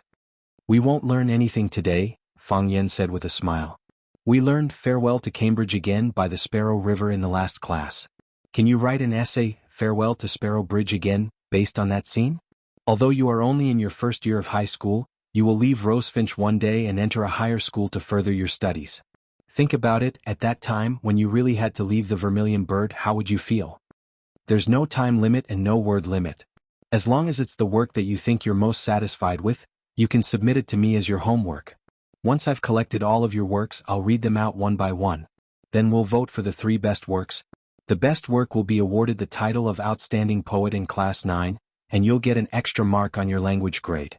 Alright, he could also use this point to exchange for a leave of absence from his language class. "If you don't want to listen to me, we don't want to exchange for leave. Who would be willing to take a leave from Mr. Fang's class?" Exactly. If he wanted to take a leave of absence, he should have taken another class. For example, math class.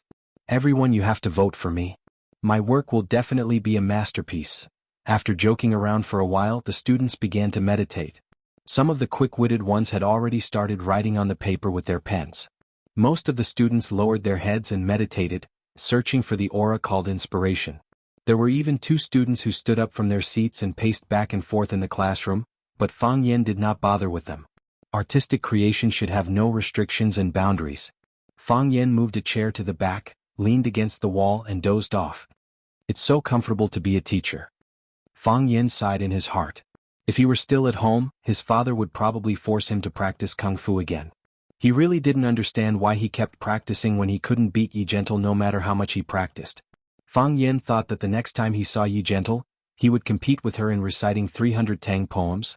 Whoever could recite more would be the winner. In fact, on the day of the duel when Fang Yan was 18 years old, he also asked Yi Gentle to do the same. Unfortunately, the violent Yi Gentle didn't understand his feelings and beat him until he cried for his parents. She untied his black belt and surrendered, saying that he couldn't do it. Blood debt. Thinking of that embarrassing scene, Fang Yan felt angry. "You must pay with blood. Next time I will throw snowballs at her when I see her. I can't do close combat, but I can at least gain some advantage by attacking from a distance, right?" Fang Yan couldn't help laughing when he thought of how he had smashed Yi Gentle's head with a snowball and how she had cried and begged him for mercy. Mr. Fang, wake up." Huang Haoren shook Fang Yan's arm and shouted. Fang Yan opened his eyes and found more than a dozen students gathered in front of him. More students looked at him in surprise as if they were looking at a yellow-skinned ET. "Why are you all looking at me?" Fang Yan felt that his face was damaged. "I just took a nap for a while. How did I fall asleep? Didn't I ask you to write poems?" "All of them have been handed in." Huang Haoren pointed at the stack of papers on Fang Yan's chest and said, "It was wet with your saliva." "What poem, wet or not?" Fang Yan grabbed the stack of poems and looked at it. Sure enough, several of them were wet with saliva. "It's disgusting." This was his first reaction. But after thinking that it was his saliva, it became easier to accept. How can people dislike themselves? "Let me take a look first," Fang Yan said. "You guys get to your positions." "Mr. Fang, are you okay?" Huang Haoren asked with concern. "I closed my eyes to think," Fang Yan said. "I was too tired last night and accidentally fell asleep." "Mr. Fang has been under too much pressure these past 2 days," Huang Haoren explained to the students around him. "Everyone, don't disturb Mr. Fang's rest." "Understood. Understood." The students looked as if they understood and quietly dispersed. Fang Yan was expelled from the school. If this happened to anyone, they probably wouldn't have the mood to accompany a little girl to a bar to drink and sing, right? "You guys are so good to me." Fang Yan looked at the way they left quietly. His eyes were moist and his heart was sour. "I will also treat you guys as treasures in my hands." Fang Yan flipped open the poems that the students handed in. He was furious and shouted, "Which idiot wrote a poem without writing his name? Do you think you are Li Bai Du Fu Bai Ji? You can tell who you are just by looking at your style? Don't make mistakes easily until you reach that step." "Teacher Fang Yan?" Someone shouted at the door. "Hey." Fang Yan looked up and it turned out to be the school's principal, Zhang Xiaofeng, standing at the door of the classroom. Fang Yan was shocked. A leader like Zhang Xiaofeng actually took the initiative to look for him. Could it be that something happened again? In the past he couldn't find a horse to flatter. Now that the horse took the initiative to send itself to him, Fang Yan naturally wouldn't miss such a good opportunity. Fang Yan quickly walked out and said fawningly, "Principal Zhang, are you looking for me?" Teacher Fang Yan wanted to use his own practical actions to teach his students that a man should be like a little brother, soft and hard at the same time. When soft it was like a sponge, when hard it was like a nail. "Mr. Fang, are you busy?" Zhang Xiaofeng asked with a smile. "Are you adapting to Rosefinch?" "Adapt, very adapt. Rosefinch is a place that you don't want to leave once you come," Fang Yan said. "If you don't want to leave, then don't leave. Just take root in Rosefinch and cultivate more outstanding students for our Rosefinch secondary." "Okay, I'll listen to the principal." Fang Yan nodded with incomparable determination. "If the principal doesn't want me to leave, then I won't leave." Zhang Xiaofeng sneered in his heart. "I asked you to leave, but you didn't leave either?" "It's like this. I'm sending you a student," Zhang Xiaofeng said. "A student who can be personally sent by the principal must be a good student," Fang Yan said with a smile. His eyes glanced behind the principal, and there was an instant feeling of amazement. Fang Yan wasn't a person who hadn't seen a woman. Fang Yan wasn't a man who hadn't seen a beautiful woman. However, he still firmly believed that there was such a person in the world, a smile that could shock the immortals, as ethereal as a god. Looking back once, people would be immersed in it for a lifetime. She wore the same white shirt as other students, but on her body, there was a kind of simple yet elegant feeling. The short blue skirt could only cover her knees, and she didn't wear shoes or socks, revealing a smooth and tender long leg. Her long hair was simply draped over her shoulders, and the sunlight casually splashed on her body. However, this was not simple, and this casual was not casual either. She didn't have any intention, and she just easily jumped into other people's hearts. This girl, wasn't she a little too good-looking? "Etienne, this is Mr. Fang." Zhang Xiaofeng turned around and introduced to Qin Etienne. "Fang Yan." The girl took the initiative to extend her small hand to Fang Yan. "I'm Qin Etienne." "Etienne, you have to call him Mr. Fang," Zhang Xiaofeng reminded. The girl smiled sweetly and didn't reply. Zhang Xiaofeng didn't force her and kindly said to Qin Etienne, "Etienne, I'll hand you over to teacher Fang Yan. If you need anything, just let me know." "Okay. Thank you, principal." Qin Etienne smiled sweetly. "You have to call him Uncle Zhang." Zhang Xiaofeng corrected her seriously. "Okay. Hurry up and go to class. I won't disturb you." Zhang Xiaofeng looked at Fang Yan and said, "Mr. Fang, I'll leave Qin Etienne to you. She's the treasure of our school, you can't ruin her." "Don't worry, principal. I'll definitely treat her like my own daughter," Fang Yan said. He thought to himself, how could I ruin her? I also have moral principles, okay? As the saying goes, a teacher for a day, a father for life. Fang Yan said that he would treat Qin Etienne like his own child, but he didn't mean to take advantage of others.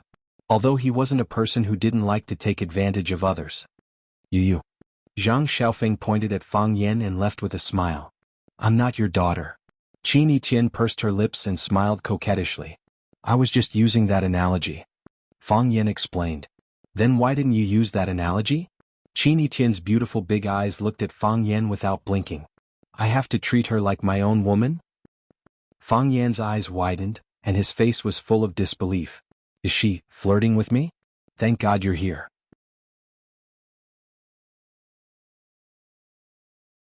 Chapter 35. As a moral teacher, Fang Yan would never fall in love with his students. However, whether he fell in love or not was one thing, and whether or not he had a female student pursuing him was another. Just like how many female stars in the entertainment industry said to reporters, "I don't want people to call me a vase.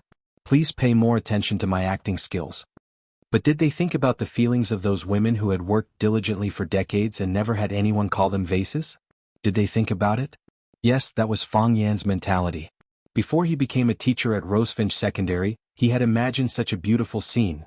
Beautiful girls in white shirts and blue skirts were like roses that had just bloomed in the morning, fragrant and charming, shyly stuffing a passionate love letter into his teaching materials, or calling his name on the tree-lined path on the campus after school, and then giving him a cup of warm tea. He had already decided that he wouldn't tear up those love letters because it was very impolite behavior, and it would hurt the student's self-esteem. He would also drink the tea and even accept the thermos cup that was used to make the tea. However, he would refuse them, refuse their love, and refuse to derail their feelings. I am a good man and you are a good girl. We will not have a good ending if we are together. Fang Yen said to them in the most gentle tone in the world. Because I am your teacher. Yes, he had imagined such a scene. With his idle face and powerful acting skills, how could those young girls not be fascinated by him?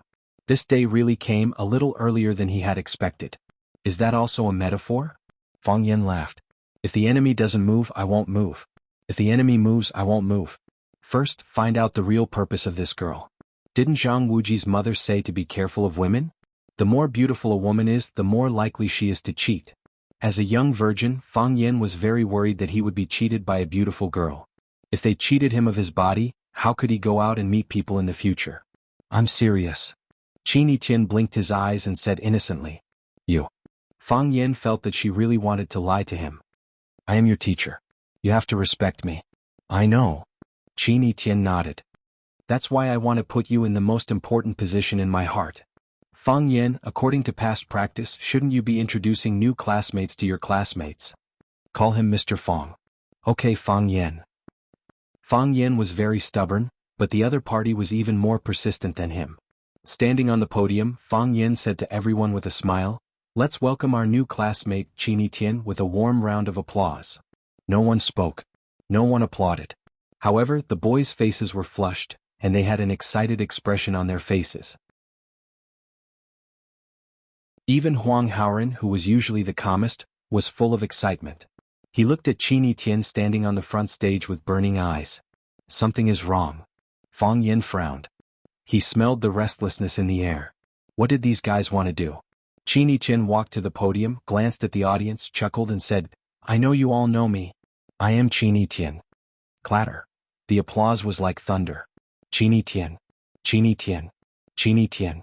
Whether boys or girls, they shouted Qin Yiqian's name enthusiastically. Fanatical fans were like this when they saw their idol. What's going on? Fang Yen felt very hurt. When he introduced himself, no one applauded. But when Qin Yiqian stood on the stage and said something, they became crazy like this. Qin Yiqian raised his hand, and the applause and shouting stopped immediately. Mr. Fang, can I sit in the first row? Qin Yiqian asked. I can't, Fang Yen refused without hesitation. There are already students sitting in the first row. Now there are only empty seats in the last row. You can sit there. Teacher, I am willing to change seats with Qin Yiqian. A boy in the first row stood up and said. Teacher, I am also willing. Teacher, let me change. Not only the boys wanted to change seats with Qin Yiqian, but also the girls stood up, which made Fang Yen puzzled. Shouldn't the same sex repel each other? The seat one sits in has nothing to do with age, nationality, gender, or appearance. Fang Yen said righteously. If you sit in the first row, will the students look at you or me in class? Qin Yiqian, you must give a reason that can convince everyone. I want to be closer to you and see you more clearly. Qin Yiqian looked at Fang Yen and giggled. Fang Yan's face also turned red. To be honest, Mr. Fang Yen was really embarrassed to be teased by a girl in front of so many students. Moreover, he was a shy and introverted boy who would blush when talking to girls. Fang Yen didn't answer, but the students' emotions were ignited by Qin Yiqian's answer. Qin Yiqian, good job, we support you. No wonder you are our goddess Rosefinch. Even the way you pick up men is so powerful and domineering. Qin Yiqian, you are so great, I like you. Fang Yen pointed to the back of the classroom and said, Qin Yiqian, this reason can't convince me, nor can it convince everyone. In the last row there is a seat for you there. Qin Yiqian smiled and said, one day you will be willing to let me sit in the first row. After saying that, she turned and walked to the back of the classroom. Her long hair flew in the wind, as if her whole body was covered with a layer of golden light. Wherever she went, the gazes of the students followed her. This was like a superstar suddenly coming back to experience campus life. This was how the students chased after her. Fang Yen felt a little sour in his heart. What's wrong with these guys? They looked at me with such fanaticism before. Apart from her good looks, what knowledge can she bring to them? Fang Yen stood on the podium and said, Student Qin Yiqian has just arrived. Let me reintroduce the content of this class. A few days ago, I brought everyone to Sparrow River to learn the poem, Farewell to Cambridge Bridge Again. In the last lesson, I had everyone write a poem, Farewell to Sparrow Bridge Again, based on the situation. Everyone here, including myself, will leave Vermilion Bird. There will be a day like that. When you leave Rosefinch, what will your mood be like? Of course, you can write about parting feelings, teacher and student relationships, or love. Now, I am holding their works in my hand. I will read them out one by one, and in the end, everyone will rate them. The 3 poems with the highest scores will be given 1 point to the authors. Student Qin Etienne has just arrived, so he doesn't need to participate in this evaluation.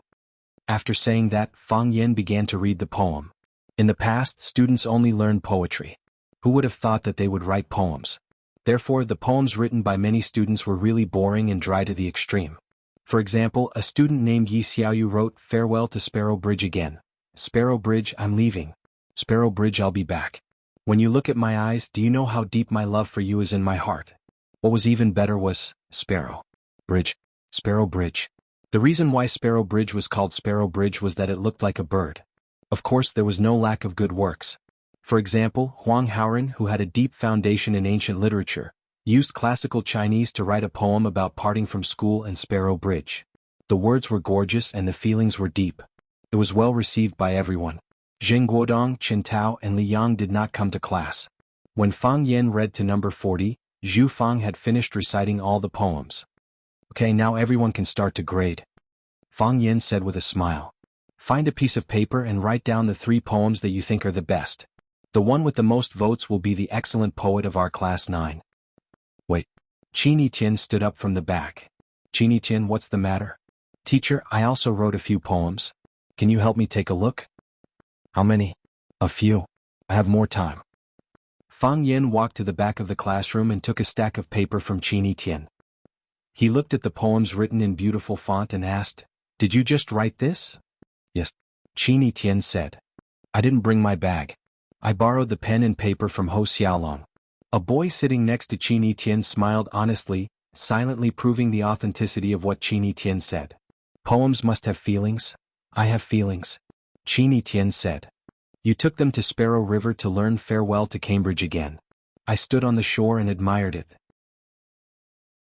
No wonder she could write a poem in such a short time. She was one of the spectators of Farewell to Sparrow Bridge Again. Thinking back to the bustling scene of people surging on both sides of Sparrow River, mixed with beauties that he didn't notice, Fang Yen felt a sense of heroism. "You want to participate in the selection too?" "Since I've written it," Qin Etienne said indifferently. "Then enjoy the same treatment as the other students." Fang Yen turned to the podium and said, "The new student, Qin Etienne, also wrote 3 poems. Let's all enjoy it together."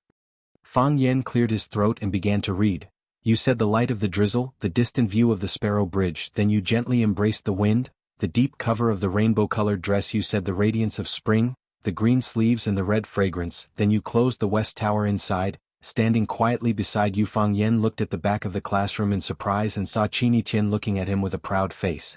Clearly she was very confident in her work.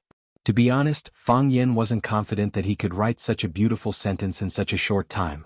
It didn't seem like the writing of a high school student. It was more like the feelings of a woman with countless emotional experiences. How did she do it? "You said the gentle breeze blew, I lay drunk and pondered, then I closed the doors and windows tightly, the tents filled with sorrow, you said the tenderness of love, how can we forget each other, yet my eyes turned slightly, they turned to frost." Chapter 36. She was like a little monster that was on a rampage. Without any warning, she wore a golden armor and stepped on a colorful cloud, barging into Fang Yan's life. She said that she didn't want to be Fang Yan's daughter, but Fang Yan's woman. She said that she wanted to sit in the first row because it was closer to Fang Yan. She was the student's idol, and everyone's worship of her was maddening. Wherever she went, everyone's eyes would be on her. She wrote 3 love poems in a short period of time, and every love poem was breathtaking. She is challenging my authority," Fang Yan thought in his heart. Even Fang Yan had a bad guess in his heart. Could it be that the previous time the school board, Zheng Tiancheng and the rest couldn't chase him out of the school, so this time they used a honey trap? They were willing to throw out such a charming little beauty. Just how much did they hate him? Fang Yan felt that he couldn't just sit still and wait for death. He had to find out the background of this woman.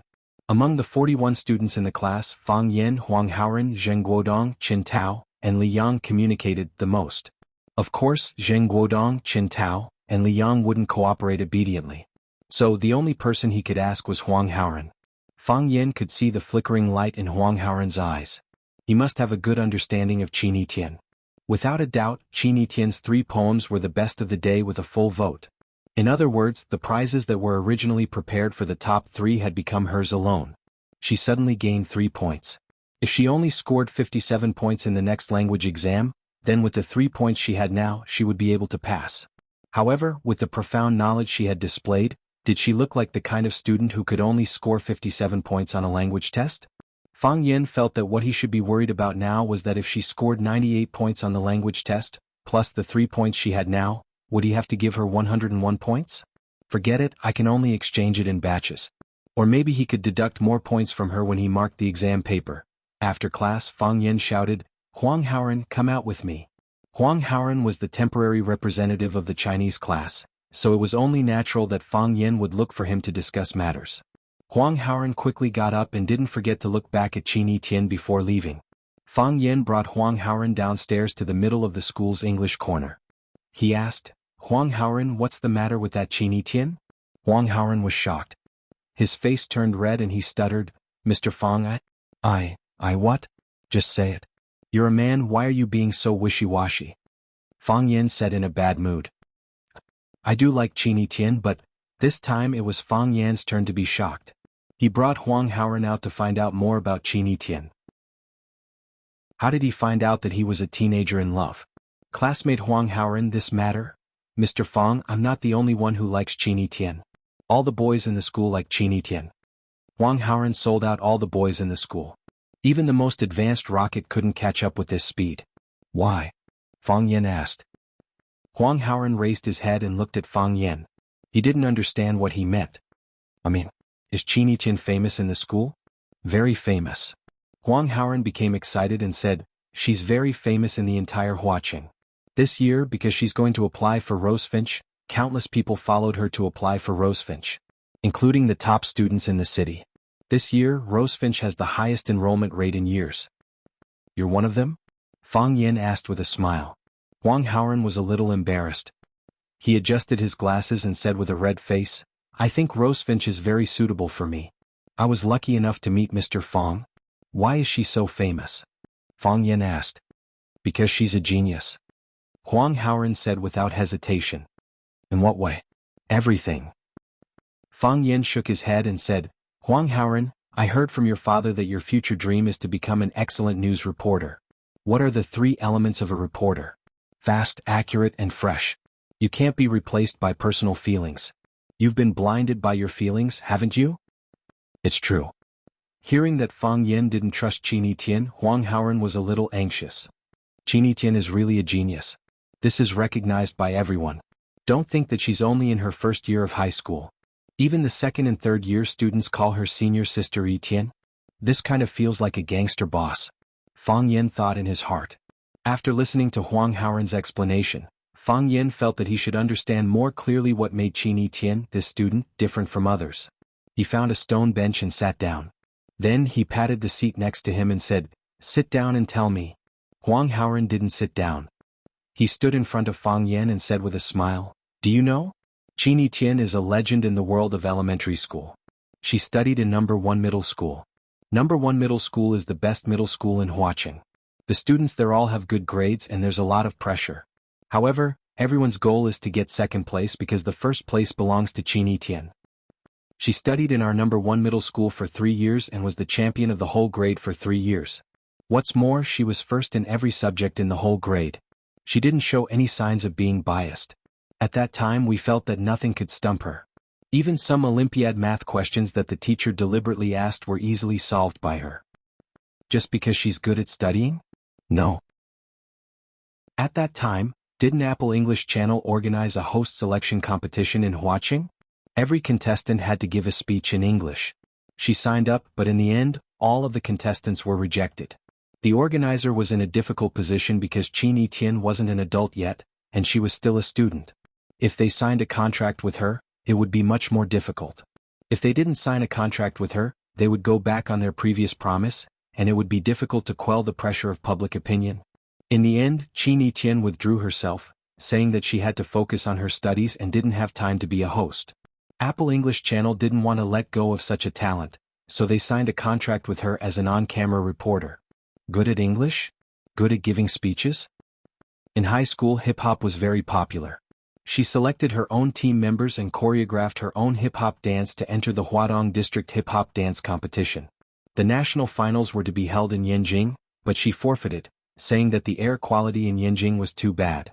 At the graduation ceremony, she wore a red gown and sat in front of the piano to play Liszt's Paganini's Three Bells. At that time, we didn't understand it, but we thought it was beautiful. Later, when I looked it up, I found out that this piece was also called Campanella, and it was an arrangement by Liszt based on the theme of Violin Concerto No. 2 in B minor, by the Italian violinist Paganini. The Bells was written in a rondo style, and every time the theme appeared, it had to be performed in a new way. It was very difficult.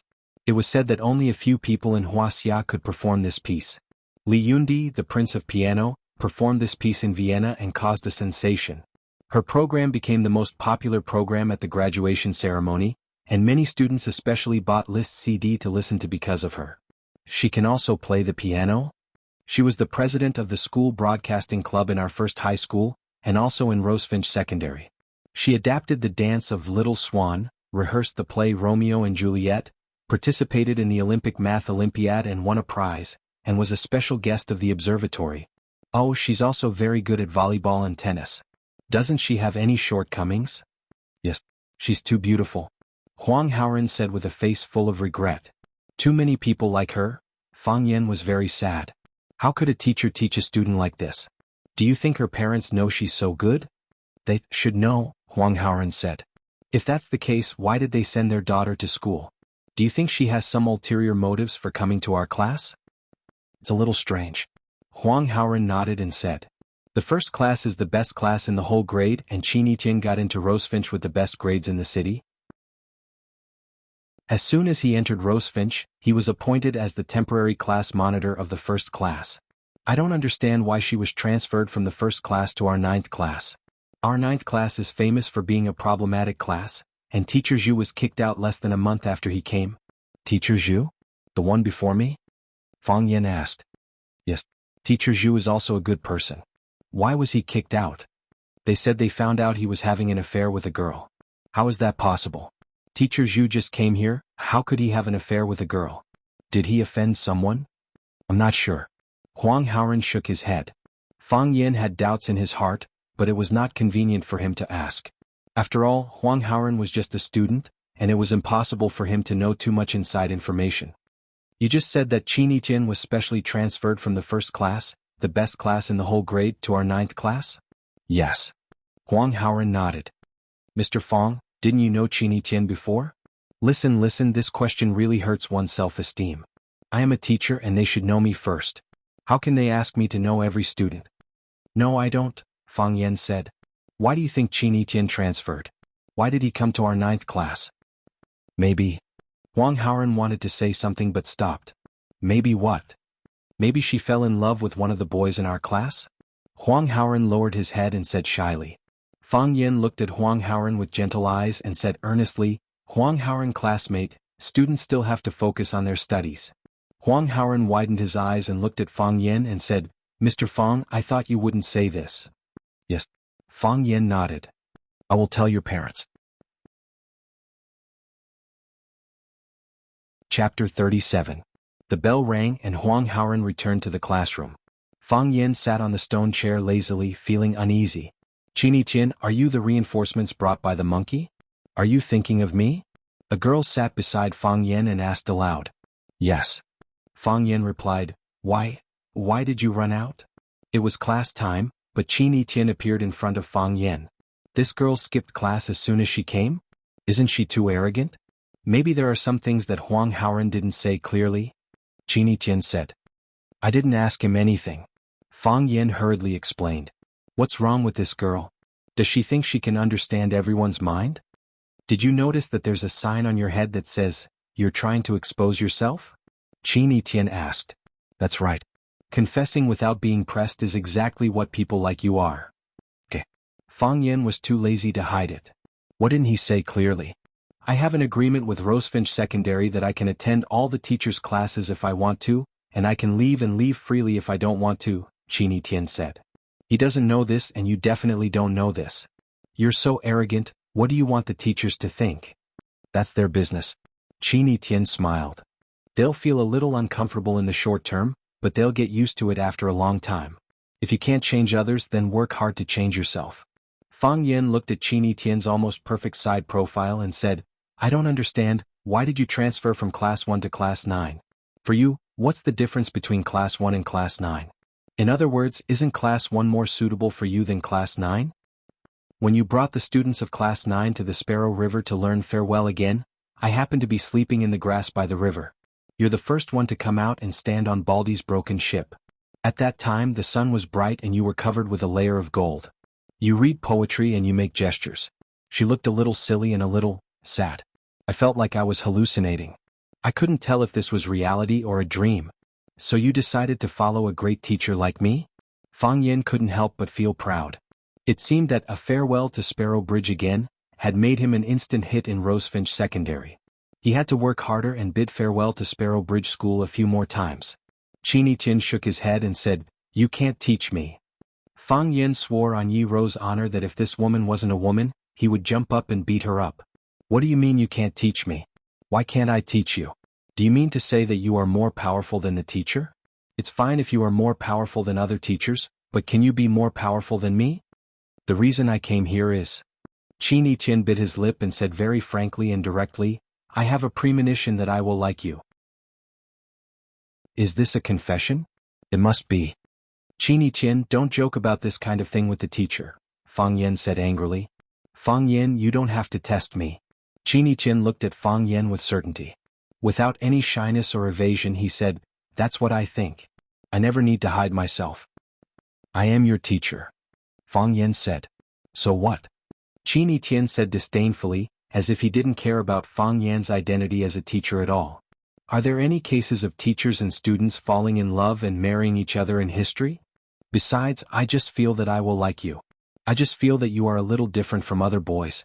Whether I will like you or not depends on your performance and what I see with my eyes, Qin Tian said indifferently. This feeling will become stronger and stronger, or it may become lighter day by day. Who knows? Just for this, you deliberately changed classes? Fang Yin felt that it was difficult for him to understand the psychology of girls nowadays. What were they thinking? Love. Qin Tian looked up at the sky and said softly, Although I don't think it is very important, isn't it good to experience the feeling of falling in love? Sorry, Fang Yin said. I don't have time and obligation to accompany you to experience it. Qin Tian giggled. What are you laughing at? Fang Luo was a little angry. Fang Yin, how do you know that you won't like me? I will definitely not like you. Is that so? Qin Tian clapped his hands and stood up, saying, Fang Yin, while I am watching your performance, you should also watch me. There are some things that you can't control. At that time, you will know that the identity of a teacher is really not worth mentioning. Qin Tian waved his hand at Fang Yin and said, Fang Yin, see you in the next class. Call me Mr. Fang. No. Qin Tian refused. I won't call you Mr. Fang. Because I can't teach you? That's not true. The teachers of class 1 can't teach me either, but I am still willing to give them enough respect. Qin Tian turned around and explained this matter seriously with his delicate and flawless face. I won't call you teacher. We are in an equal relationship. If I call you teacher, it will only widen the distance between us. Huang Haoran told you that I am not stupid, right? This kind of multiple choice question is not difficult for me. After saying these words, Qin Tian held his head high and swaggered away like a proud little swan. Fang Yan's whole body was lying on the stone chair. He pulled out a green foxtail and put it into his mouth, saying with a sneer, Qin Tian, you dare to provoke my dignity? I'm really King excellent. After school in the afternoon, it was the most crowded time of the school gate. Of course, Fang Yin couldn't squeeze the school gate with the students, so he got off work early. Fang Yin now had the teacher's certificate of Rosefinch Secondary. He pinned the certificate to the chest of his clothes and proudly walked past the envious eyes of the security guards at the gate. He felt that his life realm and the standard of life had been improved and sublimated again. Before, he needed to register at the security guard post when he went in and out, and the security guard called to report to the inside. It was really too troublesome. Soon Fang Yan's good mood turned bad. Because as soon as he walked out of the school gate, he was surrounded. A blonde pointed at Fang Yan and shouted, It's Fang Huahua. Slap. The blonde's head was slapped. Brother Wolf came over with a group of people and said with a sneer, "He is not Fang Huohua, he is Fang Yen." Yes, it's Fang Yen. Don't change your name, don't you have any shame? The blonde pointed at Fang Yen and scolded. I didn't say I wasn't Fang Yen, Fang Yen sneered. He knew these hooligans. They were the hooligans who tried to molest Yuan Lin when he accompanied Jiang Qin to the bar. The hooligans usually had nothing to do, but they valued their reputation more than anything else. Fang Yen was not surprised that they came to seek revenge. However, they had found the right place so quickly, which proved that they were still very capable. If I had told you that my name was Fang Yen, would you have known how to write the word yen? Boss, he said we didn't know how to read, a bald man said angrily. Slap. The bald man was also slapped on the head. I know, Brother Wolf said angrily. Brother Wolf stared at Fang Yen fiercely and said, Fang, we meet again. Don't act like you know me. Do I know you? Fang Yen said disdainfully. But I know you. Brother Wolf pointed to his chest and said hatefully, Do you remember when you stepped on this spot? Fang Yen was amused and said, Now that you've reminded me, I do remember. How can I not remember? When you were lying on the ground and looking down at me, didn't you think I was handsome? Fang Yen, sure. Fang Yen put his finger to his mouth and motioned for them to be quiet. Lower your voice. What? Are you afraid? Brother Wolf obviously misunderstood Fang Yan's meaning. Afraid that we will make things worse and affect your reputation? Afraid that you can't keep your job? Brother Wolf was very proud. Yes, we are here for this goal. You hurt me and you want to laugh it off? There are no doors or windows. You think too much. Fang Yen waved his hand. Your voice is so loud that people will misunderstand that I am as uncultured as you. What is that saying again? A person's opponent determines a person's achievements. To see whether a person is good or not, it depends on who his opponent is. If there is any conflict, we can deal with it in private. It is not good for you to come to the school gate and insult me in broad daylight. What was a battle of words? After being a gangster for so many years, Brother Wolf finally understood the power of these 4 words. In their circle, people scolded with, your mother, my mother, your mother. It was direct, but it was like scratching an itch through one's boot. Because these words were too familiar to them. Usually, if they did not mention their mother, they would feel like there was no chili in their meals, no hair gel in their hair, no coquettish women in the bar.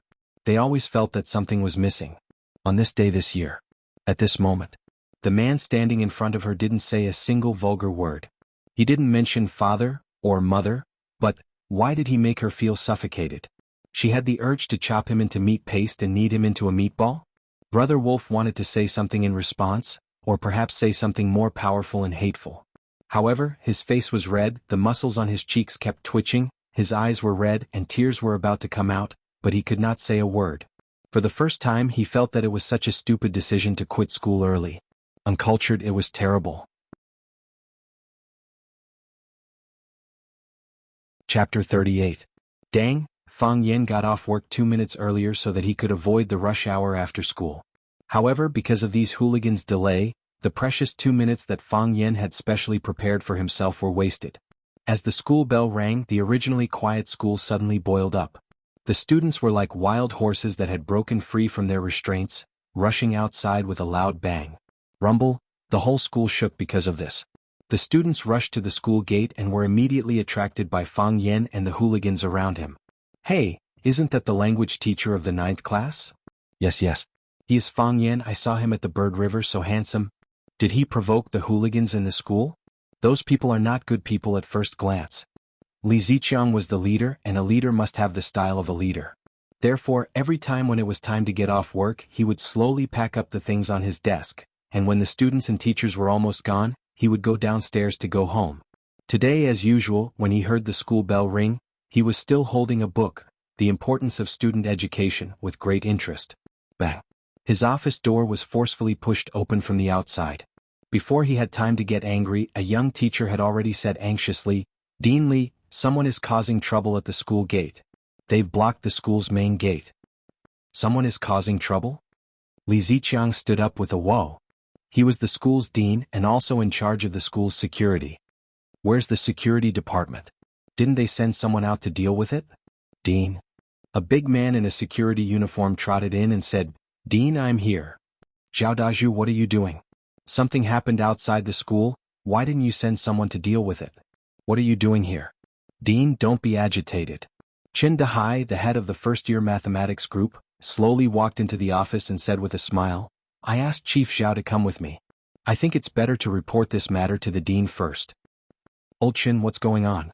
Li Ziqiang asked doubtfully. Chin Dahai looked at the young teacher who broke in first and said, Little Ching, you get off work and go home first. Okay, Teacher Chin, the young man answered and tactfully closed the door. He knew that he didn't need to participate in the following meeting. Old Chin, what's going on? Li Ziqiang looked at Chin Dahai and asked. Director, do you know who those hooligans are blocking outside? Chin Dahai asked with a smile. Isn't he our student? Li Ziqiang asked. Bah, what kind of student is he? Chin Dahai said viciously. It's that bastard Fang Yen. I don't know what kind of person he provoked outside, but now that they've come to seek revenge, he'll have a taste of his own medicine later. Fang Yen? Li Ziqiang asked. He immediately understood why Chin Dahai brought the security chief to see him. It was said that a useless scholar was a scholar. If the scholar were to use his evil thoughts, he wouldn't be someone that an ordinary person would be able to handle. Yes, it's him. Chin Dahai laughed coldly. Director Li, for a teacher like this, I don't think there's a need to ask Section Chief Zhao to help him out, right? Wasn't he very capable? Then let him deal with it himself. Li Ziqiang pondered for a moment and said, Nothing will happen, right? After all, this is the school's entrance. Something happens. I'm still in charge of the school's safety. I don't want to be stained with the stench of sh*t. Director Li, don't worry, Zhao Dazhu said with a fawning face. I've already asked Little Yang and Little Huang to keep an eye on him. When those hooligans are almost done with their revenge, they'll go out in time to protect our Rosefinch secondary teacher. Don't worry, he won't be in big trouble. That's good. Li Ziqiang was relieved. I'm quite satisfied with Little Zhao's work. That's also because of Director Li's good teaching. Zhao Dazhu said flatteringly. Then we'll just watch now? Watch. When the hooligans beat him up, then we'll come out and rescue him. Then we'll hold him accountable for seducing the evil forces outside the school. Old Chin, seducing is a good word. That's true. We're in the field of education. Our words and actions should be based on the integrity of an educator. The three looked at each other and laughed. Zheng Jing knew that Lu Chaoge was prejudiced against him, but he couldn't do anything to change it. He was a spy sent by that person. He knew that, and so did Lu Chaoge. Think about it, who would want to have a good relationship with someone who watched their every move all day long? Therefore, Zheng Jing was more careful when facing Lu Chaoge. Knock knock. He stood at the door and gently knocked on Lu Chaoge's office door. Come in. Lu Chaoge's voice came from inside. Zheng Jing pushed the door open and said anxiously, Principal Lu, something happened to Teacher Fang Yen. Lu Chaoge was standing by the window trimming a potted plant.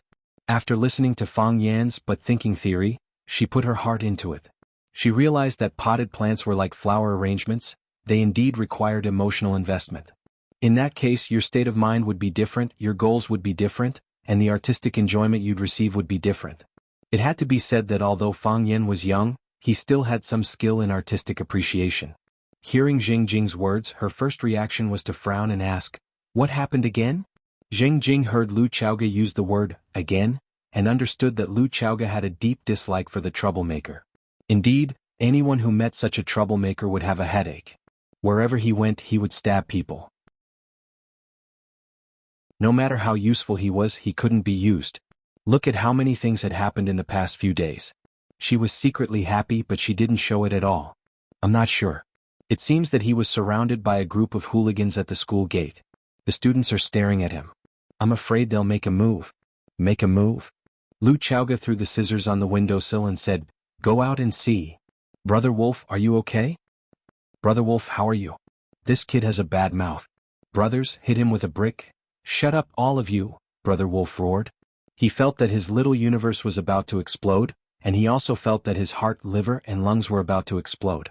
The hooligans immediately shut up. They were still very disciplined. In this aspect, he was even better than some students. Fang Yen. Brother Wolf stared at Fang Yen, and his voice had a choking smell of gunpowder. He was forcing himself to endure, otherwise he would have rushed up and been beaten to death by Fang Yen. Go ahead, I'm listening, Fang Yen said. Why did you lie? What? You said you were a math teacher at No. 1 middle school. You lied to us, Brother Wolf said angrily. As a man he would beat and scold others. How could he lie to others? I lied to you, Fang Yan admitted frankly. I don't understand. Why did you go through so much trouble to find me? Isn't it a good thing for everyone to maintain a sense of mystery and leave behind a beautiful memory? Fang Yan pointed at Brother Wolf and the group of hooligans behind him and said, Why did you bring them here? What do you think you can do to me with so many people? You can't beat me in a fight, you can't beat me in a scolding, and you can't scare me. Do you want to disgust me to death? If I were you, I would hide far away and never see you again. The hooligans couldn't take it anymore. Brother Wolf, I'll kill him. A guy in a tight vest with a tiger head tattoo on his arm roared angrily. He held a brick in his hand and rushed toward Fang Yan. Thump! Tiger head fell to the ground and fell flat on his face. The brick in his hand flew out and smashed toward the students who were standing behind Fang Yan. Some students exclaimed. Whoosh! Fang Yan took a step back and then took another step forward. The brick was already in his hand. He moved so quickly that many people couldn't see what had happened. Fang Yan put the brick in Brother Wolf's hand and said, Go back. Take the gifts back with you. Brother Wolf wanted to raise the brick in his hand and hit Fang Yan's head. Gift. It was a gift from the god of death. After they were humiliated by Fang Yan in the bar, they went looking for Fang Yan like crazy. They looked for number 1 high school, number 2 high school, number 2 high school, number 3 high school, and finally found him in Rosefinch Secondary, only to find that they couldn't do anything to him. Rush up and let him beat them up again? Your weakness is stupidity, but your strength is fear of death. Fang Yan seemed to know Brother Wolf's mentality very well. He stared at him sharply and said, Fear of death is a good habit. Only those who are afraid of death will not die. The muscles on Brother Wolf's face twitched and he whispered, I didn't want to fight. I just came over to say hello to you. He waved to his underlings and shouted, Let's go. Thus the gangsters turned around and left. Fang Yan smiled and waved to the students around him. He said, They admire my talent and want to ask me to be their tutor. How can I have the time? I can only refuse regretfully. Everyone has a positive heart, and gangsters are no exception. I am very pleased that they have the spirit and desire to learn. We can't deny a person's ambition because of his identity. If all the idle people in society could be like them, how harmonious and beautiful our world would be. Clap, clap. The students applauded enthusiastically. Don't clap, don't clap. This is what I should do. Fang Yan smiled modestly. Who asked me to be a glorious and great teacher? Chapter 39. What? Li Ziqiang was so emotional that his tongue was scalded by the boiling water that had just been poured into the cup. What did you say? Those gangsters left just like that, Zhao Dazhu said with a sad face. They said a few words to Fang Yan and left. There was no conflict with Fang Yan at all, nor did they fight with Fang Yan. No conflict? No fight? Li Ziqiang stuck out his tongue and scolded angrily, What are they doing here? I don't know. You don't know? Didn't you ask someone to keep an eye on him? How come you don't know? This is a bit strange. Qin Dahai's face was gloomy, and his heart was very uncomfortable. What a beautiful dream they had. Fang Yan was beaten by the gangsters, and they would punish Fang Yan for colluding with the gangsters and drive him out of the school. Why did those gangsters leave? Did they still have professional ethics? Did they deserve to be a full-time gangster? I just stood upstairs and took a look. Those gangsters surrounded Fang Yan, and it looked like they were going to fight. Did Fang Yan agree to their conditions? Li Ziqiang took out a small mirror from the drawer and stuck out his tongue to check the condition of his tongue burn. This matter needs to be investigated clearly, Li Ziqiang stammered. Although there was no direct conflict, it's not appropriate for a bunch of idle people to come to the school and surround the gate of the school. Yes. I will investigate it now, Zhao Dazhu said. After Zhao Dazhu turned and left, Qin Dahai walked in front of Li Ziqiang and said, Director, this kid's luck is really good. There was no conflict, so I can only reprimand him a few words. I'm afraid it's not easy to use this excuse to fire a formal teacher. Let's put it aside first. Li Ziqiang waved his hand and said, Dahai, I know you and Fang Yan have a conflict. However, let's put this matter aside first. The reporter's report is still there. If it is too obvious, it will make us look inferior. Director, I understand. I don't have any personal conflicts with him. I just feel that this matter can't make Director Zheng feel uncomfortable. Am I right? Qin Dahai said with a smile. Li Ziqiang nodded and said, Don't worry. With us around, he won't have an easy time in Rosefinch. Mr. Fong, are you all right? Mr. Fong, even a little hooligan wants to hire you as a private tutor. You're too amazing. Mr. Fong, is that man Brother Wolf? He's very famous on West Street. Fang Yen dismissed the students who surrounded him and asked about his well-being. Just as he was about to walk to the bus stop, someone shouted from behind, "Fang Yen." Fang Yen turned around and saw Vice Principal Lu Chaoga standing not far away looking at her. As expected, this woman was alarmed as well. Fang Yen walked quickly to Lu Chaoga and said, "Principal Lu, did this also alarm you?" "The entire school has been alerted," Lu Chaoga said with a cold expression. "This guy, can't you just calm down for a bit? You've only been here for a few days. Do you know how much trouble you've caused? Actually, it's not a big deal. The school doesn't have to deliberately praise me. Otherwise, others will misunderstand and think that I, Fang Yen, am vain." Fang Yen said embarrassedly. "Besides, they wanted to hire me as a private tutor but I refused. I'm now an official teacher of Rosefinch Secondary. My heart is completely on the students of Rosefinch Secondary. How can I have the time and energy to teach them?" "What? Ah." Fang Yen nodded. "However, you can't think that I'm a profiteer just because I refused them. As long as a hooligan is motivated, he's also a motivated hooligan. This reason is still acceptable, right?" "Come with me," Lu Chaoga said. After that, she turned around and walked away. Fang Yen followed behind her, appreciating the graceful movement of her waist. At the corner of the street opposite Rosefinch Secondary's entrance, a black Mercedes-Benz MPV was parked. The car's glass was pitch black so people couldn't see what was happening inside. Thump, thump, the man's fingers rhythmically tapped on his thigh. With a gloomy expression, he said, "Looks like things are more serious than we thought." "Young master, there's no need to get angry over this," the old man sitting in the passenger seat said expressionlessly. "She's just a woman." "Just a woman?" The man's handsome features became ferocious. "I've given my all but she's never responded to me. Now she's treating a hooligan differently. Do you want everyone in Huaqing to think that I, Jiang Zhongzhu, lost to a hooligan?"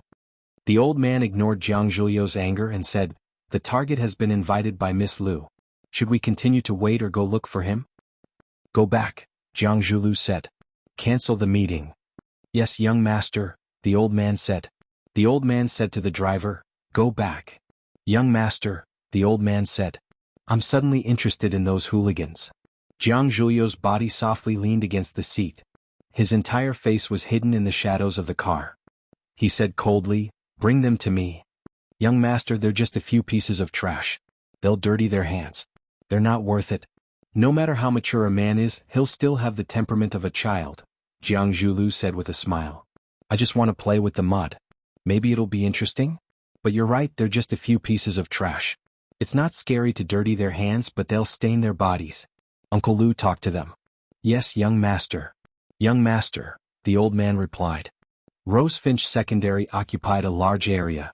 Not only did it have a teaching area, office area, student living area, student activity area, but it also had a teacher's dormitory. The teacher's dormitory and the teaching area were separated by a wall. In the middle of the wall there was a small door.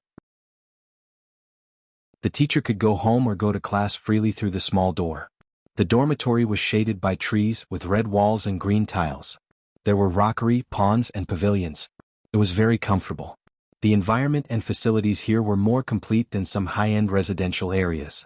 When Fang Yen first arrived, he had offended the son of the school director. Therefore, the school's logistics department had no intention of assigning him a dormitory. Later, when he became a permanent student, everyone pretended to forget about it. Therefore, this was his first time entering the teacher's dormitory. "The environment is really nice," Fang Yen praised. It was said that private schools were rich and this was not a lie. Lu Chaoga didn't say anything. She walked straight ahead and stopped in front of a small courtyard with red walls. She took out the key from her bag, unlocked the door and walked in. She didn't close the door. Naturally, she wanted to invite Fang Yen in for tea. Fang Yen strode over the threshold, turned around and locked the courtyard door. Lu Chaoga turned around, frowned and said, "Why did you lock the door?" Fang Yen was stunned. He replied, "To protect your safety." "I'm so King smart," Fang Yen said to himself in his heart. "I don't need you to protect my safety," Lu Chaoga said coldly. "As a man I'm duty-bound," Fang Yen said with a serious expression. Lu Chaoga didn't bother to argue with him on this topic. She turned around and opened the door of the house. A delicate fragrance came to her face. This was a row of 3 tile-roofed houses with a separate door and courtyard. It was like a small villa hidden in the school park. The courtyard was well lit, and a large number of potted flowers were planted on the eaves. The unknown flowers were in full bloom. There were red, yellow, purple, and brilliant red flowers. The tempting fragrance was silently emitted by these beautiful elves.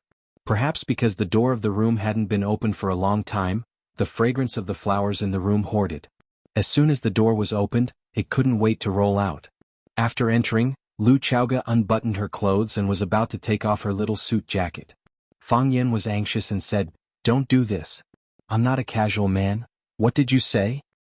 "According to international practice, shouldn't we have a glass of red wine first?" Fang Yan carefully put forward his personal opinion. He really didn't have much experience in this kind of thing. He just saw some similar plots from a few unconventional novels and TV movies to use as reference. Lu Chaoge was too lazy to talk to him. She took off her suit jacket and hung it on the hanger in the corner of the courtyard. Then she wore a slim white shirt and went to open all the windows in the room. A lot of fresh air rushed in, and the rich fragrance of the flowers in the room was slowly diluted. Mr. Fang Yan felt very regretful. It turned out that taking off clothes was for work, not for pleasure. Lu Chaoge went to the kitchen to boil water and made 2 cups of tea. Then she sat on the sofa in the living room, looked at Fang Yan and asked, "What's going on? Didn't I just explain it? Do you think I'll believe it?" "No," Fang Yan said. "That excuse is enough to cover up their accusations and attacks on me, right? I didn't have any conflict with them. I have to understand more clearly. To avoid them finding more loopholes and catching us off guard." Lu Chaoge held the teacup and said with a serious face, "I don't like to fight a battle I'm not sure of winning." Fang Yan hesitated for a moment and said, "It seems that I can only tell you the truth. In fact, the truth of the matter is like this. Yesterday when I came home from school, I passed by the entrance of a bar and saw them molesting a little girl. The girl was obviously a female student.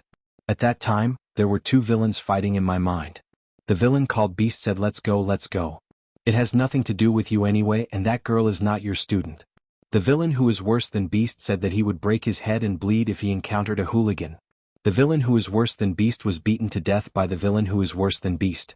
So I went up to stop a malicious harassment incident. So they want to retaliate. They were originally prepared to retaliate. But the moment they saw me, they suddenly felt that it was intolerable to treat a teacher who was filled with a sense of justice and served the students wholeheartedly like this. Everyone shook hands, thanked each other for their hard work and went back." "Do you think I believe you?" Lu Chaoge asked expressionlessly. Fang Yan seriously looked at Lu Chaoge's snow-white delicate face and clear and charming eyes. He grinned and said, "I think you are really beautiful." Chapter 40. Fang Yan. The veins on Lu Chaoge's jade-like hand that was holding the teacup were bulging. She had the urge to crush the teacup. He was flirting with her. Naked flirting. "Here. Don't talk nonsense." Lu Chaoge's face was frosty as she shouted sternly. "How am I spouting nonsense?" Fang Yan was so furious that he was about to explode. "Don't think that you can twist my thoughts and opinions just because you're a leader. I'm also a man with morals. I have the professional qualities of a teacher. Go look in the mirror and see if you look good. If you dare to say that I don't look good, I'll jump into the Sparrow River and swim naked." Lu Chaoge was about to cry. The education that she had received was not like this. She had never met someone like Fang Yan in her life. She really didn't know how to deal with such a rascal. "I knew you wouldn't dare," Fang Yan said coldly. "The truth is in the hands of the majority. Am I the first person to say that? Of course not." Fang Yan. Lu Chaoge tried hard not to lose her temper and said, "Let's talk about something serious." "What do you mean?" Fang Yan's eyes widened. "I'm not serious because I'm praising your beauty? You can insult me but you don't have to insult yourself, right?" Fang Yan. Lu Chaoge felt like she was about to run out of energy. "Let's change the topic." "Fine." Fang Yan's anger finally subsided. He sat back down obediently and said, "Is this house yours?" "No." Lu Chaoge shook her head. "The school assigned it. It's one of the benefits of teaching at Rosefinch. No wonder everyone likes to be a leader," Fang Yan said enviously. "I can't even get a small room in the school, but a leader can live in a small villa with its own door and courtyard." "What's going on?" Lu Chaoge asked curiously. The school has a rule that every teacher taught by Rosefinch can apply for housing. Even intern teachers are no exception. Didn't you apply to the school? I did apply, but they took me to a storage room that no one wanted. The walls were broken and the ceiling was leaking water. Could I even live in a room like that? He had no choice but to rent a room outside.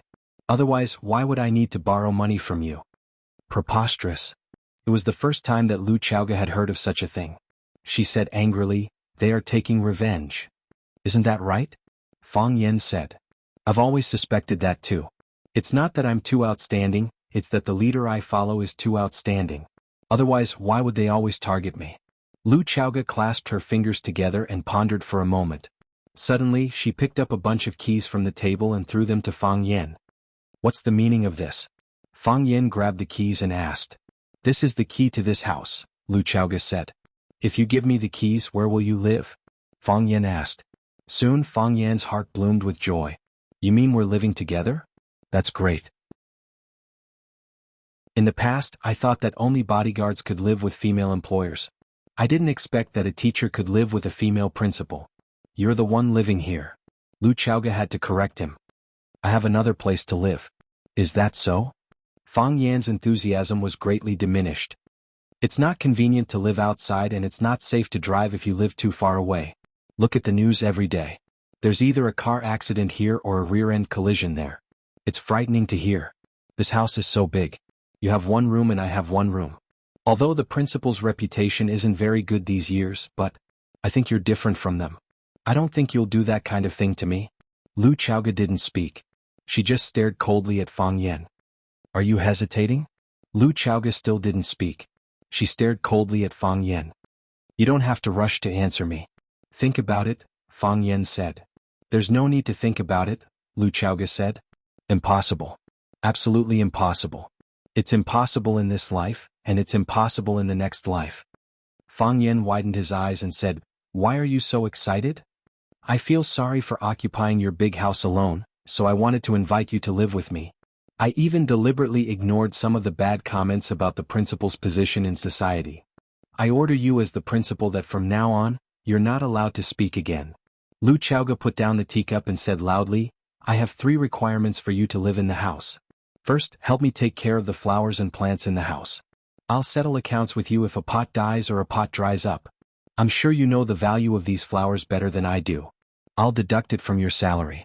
If it's not enough this month, I'll deduct it from the next month until it's all deducted. Second, the house has to be cleaned carefully. I don't like the stench. I'll come over to check on it from time to time. Third, don't bring any random people in. If the neighbors think you're affecting them, I'll take back the house immediately. Do you understand?" Fang Yan didn't answer. Lu Chaoga didn't want to hear any more of his answers. She jumped up from the sofa with a whoosh. She carried her bag and walked to the door. She grabbed her suit jacket from the hanger and walked out. Tap, tap, tap, the high-heeled shoes tapped on the bluestone floor. It seemed that she was in a hurry. Understood. Fang Yan breathed a sigh of relief. He could finally speak. After Lu Chaoga left, Fang Yan suddenly felt much more comfortable. This woman was too cold to Fang Yan. He couldn't feel the warmth of spring. She really wasn't a qualified leader. Fang Yan walked around the house with a teacup in his hand. There were 3 tiled houses with bedrooms on the left and right sides, a living room and a Western-style kitchen in the middle. The layout of the house was similar to that of a single-story villa. Of course, Fang Yan could understand that no matter how rich the school was, they couldn't be too ostentatious. Otherwise, if the media reported it, the parents knew that the teachers lived in villas and deliberately didn't send their children to tuition. Where would the teachers collect tuition fees? The front yard was very large with flowers and plants on both sides. Although the backyard was small, there was an open-air set of stone tables and chairs, as well as some flowers and plants. It had to be said that Lu Chaoga really had an extraordinary love for flowers and plants. "I'm going to live in this house in the future?" Fang Yan couldn't be happier. "You're really good at flattering yourself." Teacher Fang Yan used practical actions to prove to everyone that flattery was pervasive. Some people said that they hated people flattering them the most, but if you had to flatter them, they would still be very happy in their hearts. If Fang Yan didn't praise Lu Chaoga's beauty, how could he live in such a beautiful house? It's nothing more than a matter of technique. Fang Yan concluded in his heart. He felt that his performance today was still not bad. Women, after all, who didn't want to hear others say that they were beautiful? Of course, some details could still be perfected, but one must not be arrogant and complacent. As soon as Lu Chaoge walked into the campus, the office's deputy director, Zheng Jing, ran up to her and asked with a smile, "Principal Lu, you haven't had dinner yet, right? Do you want the school's special kitchen to cook a few dishes for you?" Zheng Jing had been standing guard at the entrance of the campus and the teachers' living quarters. Obviously, he knew everything about Lu Chaoge's movements. "Do you know that teacher Fang Yan is being troubled by the logistics department?" Lu Chaoge didn't respond to Zheng Jing's attentiveness and walked quickly to the school's parking lot. "Principal Lu, about this I heard some rumors," Zheng Jing said awkwardly. He secretly cursed in his heart. "Seems like that damn hooligan reported me to the leader again. Is he still a man? Why does he always use these dirty tricks? Just thinking about it made me angry. Why didn't you tell me?" "I don't think it's a big deal." Zheng Jing was a little guilty. Of course, he knew that the logistics department dared to do this because they wanted to smear Lu Chaoge's reputation. "Isn't Fang Yan your person? I won't let him have a good life in school, I won't give you face." But, thinking that after saying it, Lu Chaoge would jump out to stand up for Fang Yan. "My little Fang Yan, why is it your mess again? Do you know how much trouble you've brought me after you came? Do you really think so?" Lu Chaoge suddenly turned around and stared at Zheng Jing with a sharp gaze. "That I..." Zheng Jing's forehead was dripping with cold sweat, but he didn't dare to find an excuse to lie to Lu Chaoge. This woman was very smart, he knew it a long time ago.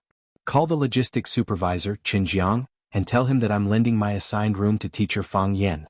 Let them handle the residential procedures for teacher Fang Yan." "Principal Lu, this isn't good, right? This is your house, you're giving it to a new male teacher. I want everyone to see that I, Lu Chaoge, will not mistreat anyone who follows me," Lu Chaoge said domineeringly. "People who can do things and do things should be rewarded." Zheng Jing was silent.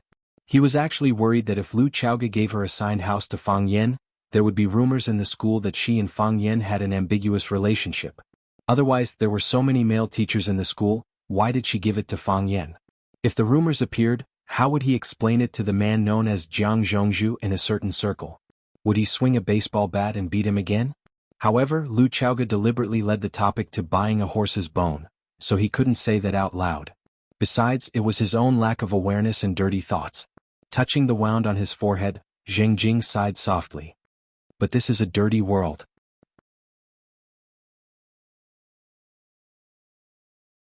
Chapter 41.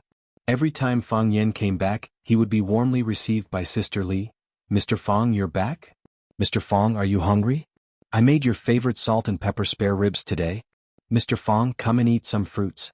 I saw that the grapes were very fresh today, so I bought a few caddies. I've already washed them. You can wash your hands and eat." The delicacies and the temptation of a beautiful woman made Fang Yan's enthusiasm for the beautiful courtyard inside the school that Lu Chaoge lent him decreased a lot. Fang Yan was in a lot of pain and was also very conflicted. In terms of living environment, the small courtyard of Lu Chaoge and the small house that he was renting with Sister Li were worlds apart. However, if Fang Yan moved in, who would make him sweet and sour pork, prawns, pork belly, radish, steamed oyster, white melon and sea white soup every day? Who would prepare apples, oranges, bananas, grapes, durians and dragon fruits for him every day? What? Food. We common people often talk about basic necessities. That is to say, subconsciously, we think that wearing clothes and eating are ranked before living and traveling. It was also because of this reason that Fang Yan had never opened his mouth to tell Sister Li that he wanted to cancel the lease. Therefore, while enjoying Sister Li's attentive service, he also had to bear the corresponding responsibility. Under the light, Jiang Qin was bright and beautiful. Because she had just taken a bath, her black hair draped over her shoulders, adding a little womanly flavor to her. She was young and inexperienced, and there was a fresh milk fragrance on her body, making people feel relaxed and happy. She was wearing Big Mouth Monkey cartoon pajamas and her chest. "Pui pui, what chest?" Fang Yan looked at Jiang Qin's sleepy little face and said, "Let me tell you a joke." Jiang Qin became a little more energetic. She rested her chin on her arm that was lying on the table and asked in a lazy voice, "What joke?" "I saw it on my phone," Fang Yan said with a smile. "A few years ago she abandoned me and married a country bumpkin who drove a Passat. I secretly made up my mind to return the humiliation I suffered to her in the future. A few years later, when I appeared in front of her in a Mercedes-Benz, she was surprised and even invited me to her house." Jiang Qin's mind was completely attracted by Fang Yan's story. Her big eyes stared at him without blinking. Was this an inspirational story of a loser who was abandoned by his goddess and then worked hard to succeed? Do you regret it now? What were you doing earlier? Of course, I also rejected her decisively because I still had to go to the company to pick up my boss from work. Fang Yen continued. Jiang Qin laughed out loud, his limp body rocking back and forth. It's so fun. Why is this person so despicable? Mr. Fang, I think he's like you, haha. Fang Yen smiled as well. However, as he smiled, he couldn't smile anymore. What do you mean by this person is so despicable? Mr. Fang, I think he's like you? How am I despicable? I've been influenced by poetry since I was a child. I polished my body with medicinal herbs and tempered my muscles and bones with Tai Chi. I'm the successor of Fang's Tai Chi. Didn't you notice a kind of temperament in me called immortal style? How am I despicable? If you don't respect me, I won't tutor you. Fang Yen said angrily. If you don't tutor me, my mom won't cook delicious food for you. Jiang Qin was still laughing. Her nose and eyes were squeezed together. She looked cute and funny. Fang Yen was furious. You dare to threaten me? Girl, let me make it clear to you. I tutor you not because your mom cooks delicious food for me. Then you'll eat outside tomorrow? Let's continue with the tutoring. Fang Yen said. This story is very funny, right? But have you ever thought that as long as you change one word in this story, it will become a very warm and romantic love story? Jiang Qin's eyes widened and she said, Can it be like this? Why don't you try again? Fang Yen laughed. See if you can find the word that needs to be changed.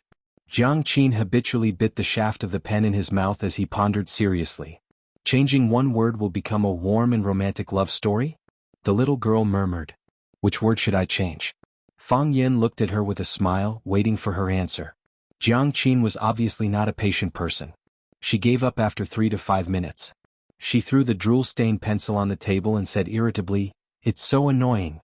I can't think of, which word should I change? Fang Yen looked at her with a smile and said, Everyone has a soul. Every text has a thought. These words are alive. They are a hole. You have to find a mole from this hole. This mole is very small, but it is also very conspicuous. If you can calm down, you can find it. I'm already very calm. The little girl said coquettishly. She kicked Fang Yan's calf with her bare feet under the table and said, Mr. Fang, tell me quickly. I'm really curious. If you change boss to wife, just changing one word and changing the identity, will the meaning of the story be completely different? Ah! The little girl exclaimed. She didn't think that the change would be so simple. However, after the change, the soul of the story immediately underwent a subversive change.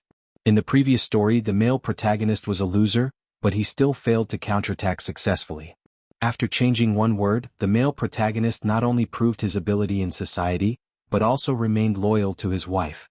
The ex-girlfriend lost a potential dark horse who was serious and responsible for his feelings. Think about it seriously, Fang Yen said. Jiang Qin nodded and agreed, lying on the table in silence. Fang Yen didn't pay attention. He held a copy of The Classic of Tea, alone and read it with relish. I have a picture in my mind, Jiang Qin said aloud. What? The picture of the man and his ex-girlfriend. The picture of the man and his current wife.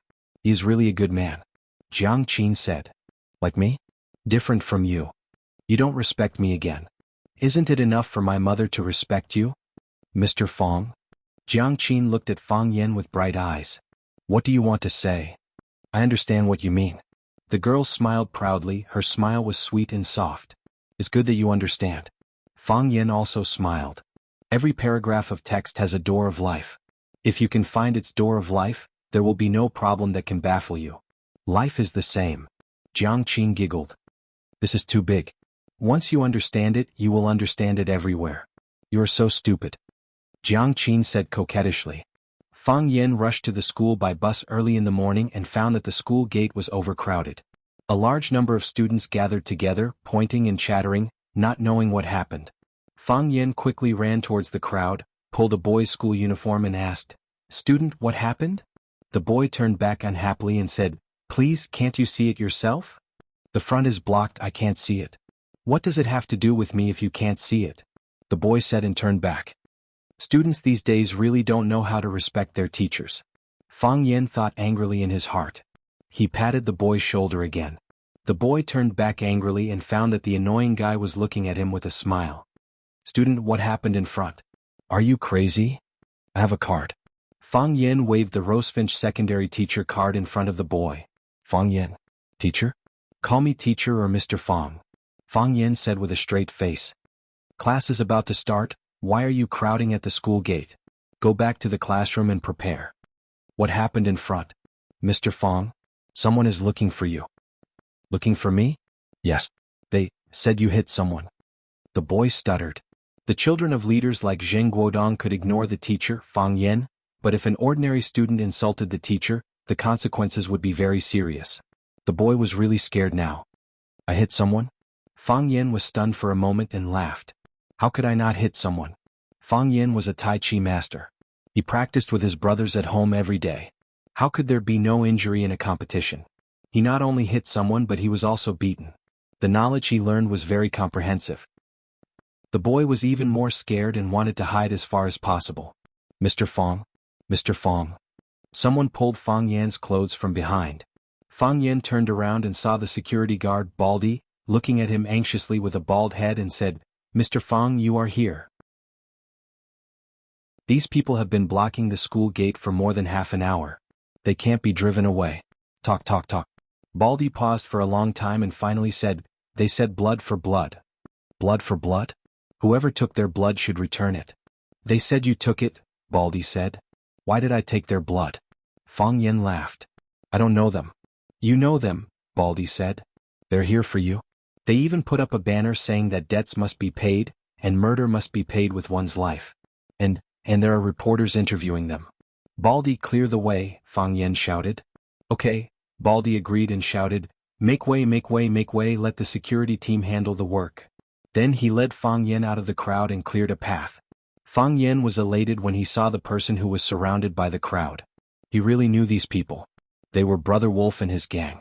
The last time Brother Wolf brought people to stop Fang Yen, they were scared away by Fang Yen. Why did they come again this time? Brother Wolf was not there, but there were a few of his men holding a big red banner. On the banner was written, Violent teacher hits people. Blood for blood. There was a stretcher on the ground, and on the stretcher was a little blonde. The blonde's head was wrapped in gauze like a mummy. Blood was still seeping out of the gauze. His face was full of blood and he looked terrible. He did not have long to live. Fang Yen was angry. He took a big step forward, grabbed the banner and threw it on the ground. He scolded, I can tolerate your revenge, but I can't tolerate you writing wrong words on the banner. He squatted down and used his finger to touch the blood on the blonde's face. He added a side to the taste of blood for blood. Blood for blood, Fang Yen said to the blonde seriously.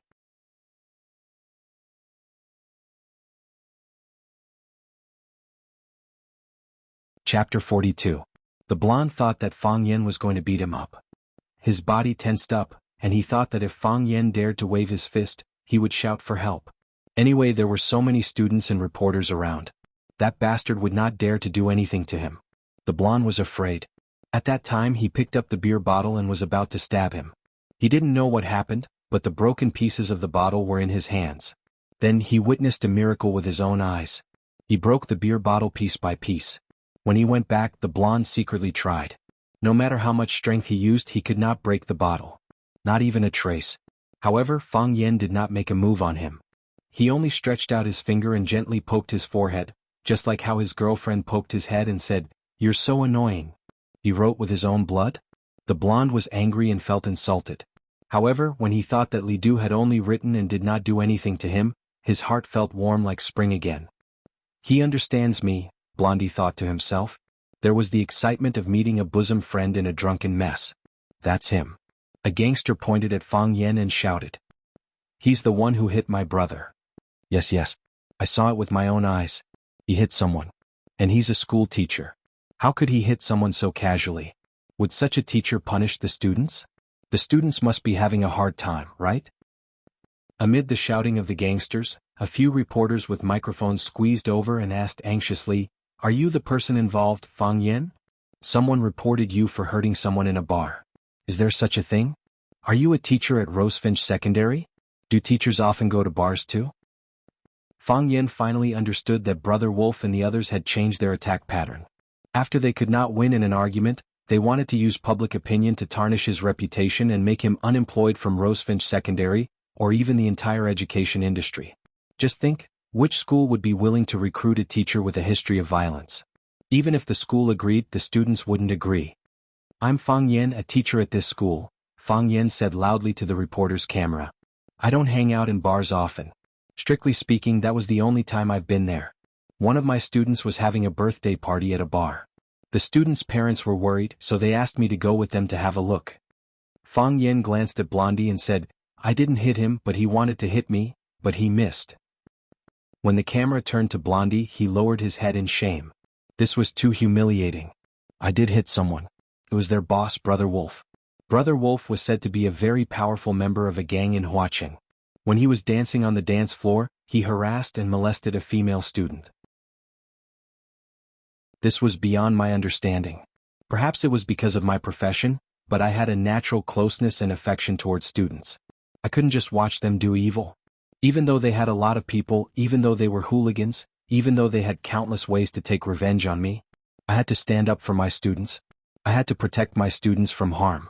Fang Yan's sharp eyes scanned the audience and said firmly, this is the basic professional quality of a teacher. Clap, clap, clap. The students applauded enthusiastically. The hooligans were anxious. Weren't they here to extort money? Why was the wind blowing in his direction in the blink of an eye?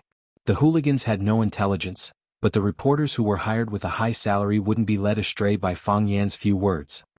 Mr. Fang, you said that a student's parents invited you to accompany their child to a bar? May I ask, are the students boys or girls?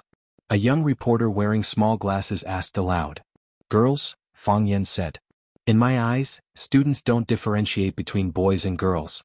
There's only one difference between them, and that is, good students and bad students.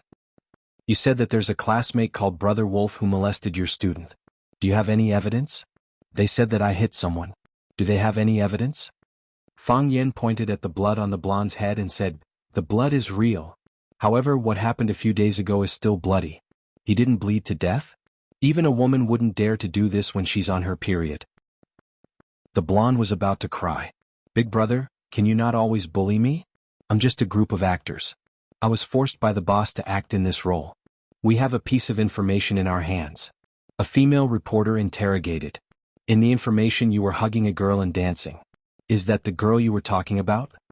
As the female reporter spoke, she held up a color photo for Fang Yan to see. Although the photo was a bit blurry, it was still possible to make out Fang Yan's face when he was facing the camera. Fang Yan felt a dull pain as if someone had hit him hard on the head. They have a photo? Why would they have a photo? At that time the scene was so dark and the lights were flickering. Who would have thought of taking a photo with their phone? Wait. Fang Yan quickly understood. If they had a photo, there was only one possibility, a screenshot from the bar. The video was recorded 24/7. After they got the video, they only needed to edit the clearer images when the lights were flickering. Since Brother Wolf had a strong background, it was not surprising that he could get the video from the bar.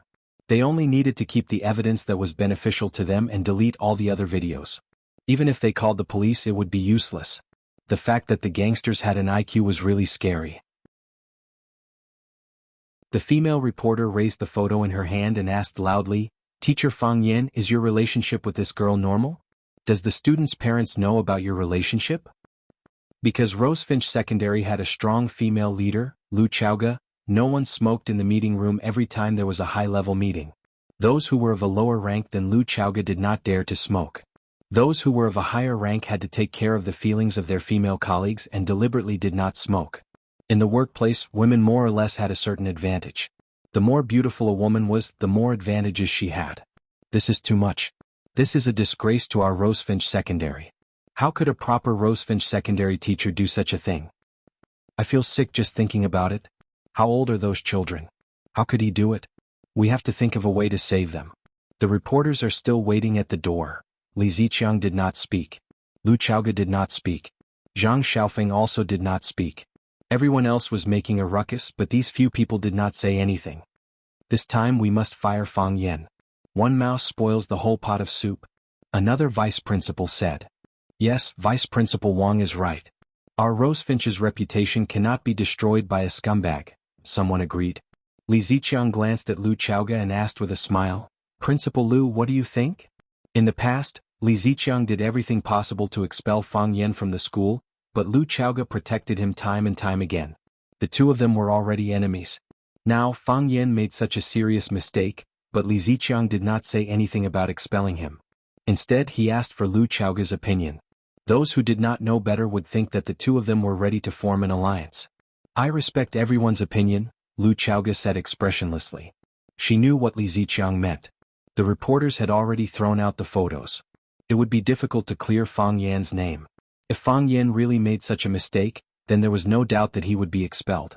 One Lu Chaoga couldn't protect him, even 10 Lu Chaoga wouldn't be able to protect him. Not only would he be expelled from Rosefinch, but there would also be no place for him in the entire Huaqing.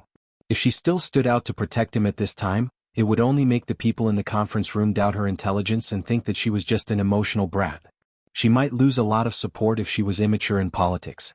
After listening to Lu Chaoga's reply, Li Ziqiang sneered in his heart. He thought to himself that this woman really had some skills. Unfortunately, this time Fang Yan was in trouble, so he could not drag her down with him. Li Ziqiang looked at Zhang Xiaofeng and said, "Principal Zhang, this matter is very urgent. We have to come up with a solution as soon as possible.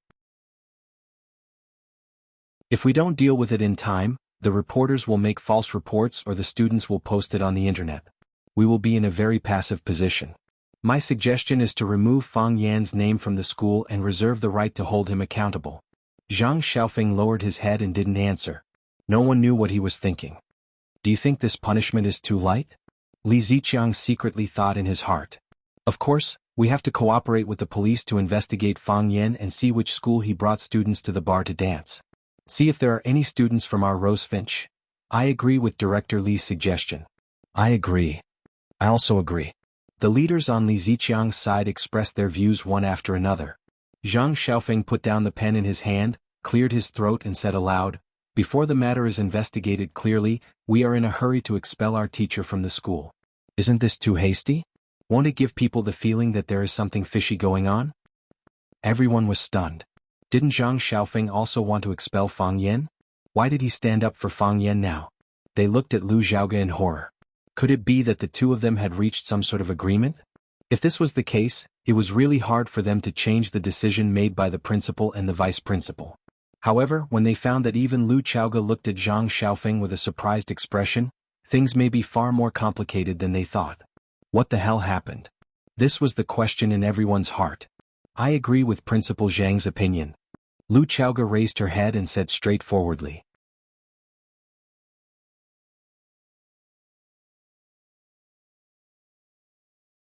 I don't care about people, I don't care about what they're thinking.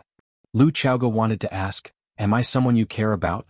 But she didn't say anything in the end, because she felt that asking this question would sound like flirting. She was the principal and he was a teacher. They were colleagues who were superior and subordinate, not in the same bed. There are some things you already know. Fang Yan explained.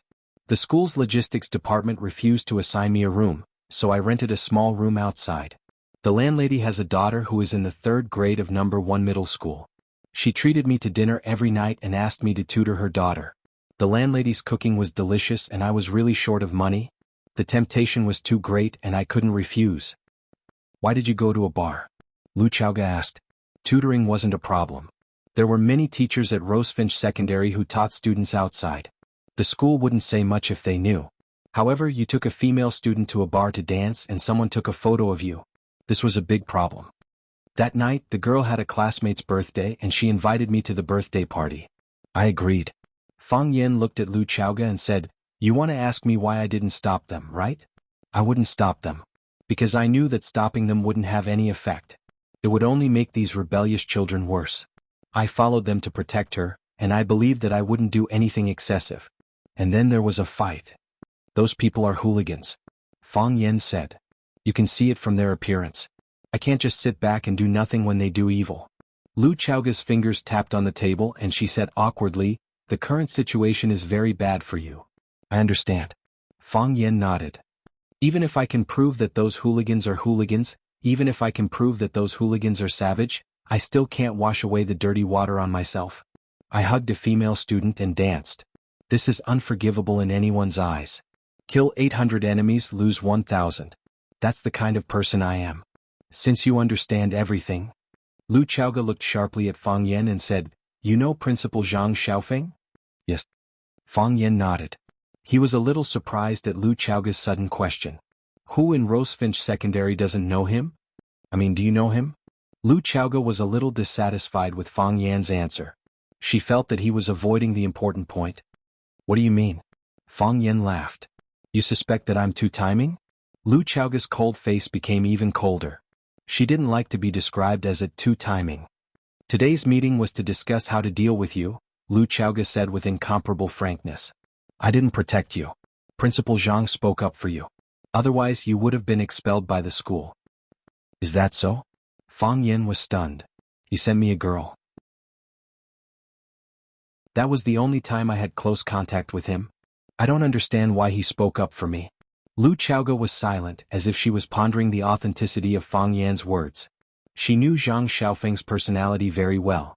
He was a guy who played a balanced game between the various forces. It was also because of this that his position as principal was as stable as Mount Tai. He was a sly fox. If there was no personal benefit, he wouldn't side with any side. In a situation where Li Mingxiang's department was trying their best to kick Fang Yan out of the school, he stood out to clearly support Fang Yan. What was the reason? This time she and Zhang Xiaofeng joined forces to protect Fang Yan. However, she knew very well that they didn't belong to the same camp. There was even a great conflict of views between them. In that case, Fang Yan's position as a chess piece was very important. If Fang Yan secretly sided with Zhang Xiaofeng, or if Fang Yan had a close relationship with Zhang Xiaofeng, she wouldn't hesitate to abandon him. After a long time, Lu Chaoga asked, "What do you think?" "I won't leave," Fang Yan said. "Maybe one day I will leave Rosefinch, but definitely not now. To prove your innocence." Lu Chaoga sneered. Such an answer couldn't surprise her. In order to clear their names, many people said high-sounding words but did shameful things. This was human nature. To prove that girl's innocence, Fang Yan said softly. She's not as bad as those reporters say. When Zhang Xiaofeng pushed open the office door, the room was filled with the fragrance of tea. A young girl in a school uniform raised her slender wrist, holding a porcelain kettle and pouring water into a blue and white cup. Her movements were calm and graceful, as if she had done it hundreds or thousands of times. "Uncle Zhang, you came back at the right time. The second tea has just started to taste." The girl smiled sweetly. Zhang Xiaofeng put the folder in his hand on the desk and ran to the sink to wash his hands. Then he walked to the sofa in front of the girl and sat down. He said reproachfully, "How can you let Etienne make tea here? Don't you have a secretary? If you want tea, ask the secretary to make it for you." "Uncle Zhang, you helped me so much. I can't repay you, so I can only make you a cup of tea," Qin Etienne said indifferently. "The tea is Uncle Zhang's tea, and the water is Rosefinch's water. Uncle Zhang, you won't blame me for being stingy, right?" "Why would I?" Zhang Xiaofeng waved his hand. "Not everyone has the fortune to drink tea personally brewed by Etienne." Zhang Xiaofeng picked up the teacup in front of him and took a sip. He closed his eyes and savored the taste. He sighed and said, "It's soft in the mouth and has a long aftertaste. It's strange. It's the same tea, the same water, but why can't the secretary and I make the same taste? It seems like it has a lot to do with the person who made the tea." If outsiders were to see the principal of Vermilion Bird Middle School speaking to his own school students like this, their eyes and teeth would probably fall out of their sockets. Wasn't this principal too approachable? "Uncle Zhang, you flatter me. The art of tea is broad and profound, and I have only scratched the surface. If you praise me like this, then I will be too proud and complacent to move forward. I believe that others can't move forward, but I don't believe that Etienne can't move forward," Zhang Xiaofeng said with a smile. Qin Etienne drank the tea in the cup in one gulp, got up and said, "Uncle Zhang, I won't disturb your work." Zhang Xiaofeng quickly stood up and said, "What's there to disturb? Etienne can come and chat with Uncle Zhang whenever she has time. I will welcome you." "Yes, I will," Qin Etienne replied and left the room. Zhang Xiaofeng sent Qin Etienne away and returned to the sofa. He looked at the fragrant Dahong Pao tea in front of him. He was stunned at first, but then he laughed out loud. "What an amazing woman." Zhang Xiaofeng sighed.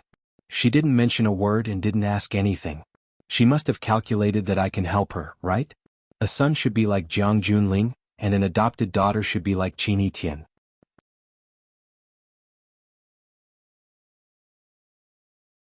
Chapter 44. In the same tea house in the same location. However, people's states of mind were very different. Fang Yan could feel that Huang Wenxiang, who was sitting opposite him, was looking at him with a strong sense of scrutiny. He could feel this kind of gaze from Lu Xiaoge, and he could feel it from everyone he met. There was a scandal between a male teacher and a female student, and it was a junior high school student. Such an incident was enough to nail him to the pillar of shame. There was a long silence. Huang Wenxiang sighed softly and said, "Mr. Fang, it's not easy." Fang Yan smiled and said, "Do you believe me?" "Yes." Huang Wenxiang pointed at Fang Yan, who was making tea, and said, "If it's true, why are you still in the mood to make tea so leisurely? What? Do you have a plan in mind, or are you prepared for the worst?" Fang Yan brought the teacup to Huang Wenxiang with a pair of bamboo tweezers and said, "Director Huang, do you have any way to help me?" Huang Wenxiang was a senior reporter of Wuxia Metropolis Daily and the director of the Current Affairs Department, so Fang Yan called him Director Huang. Huang Wenxiang shook his head and said, "I also learned about this from my colleagues in the media.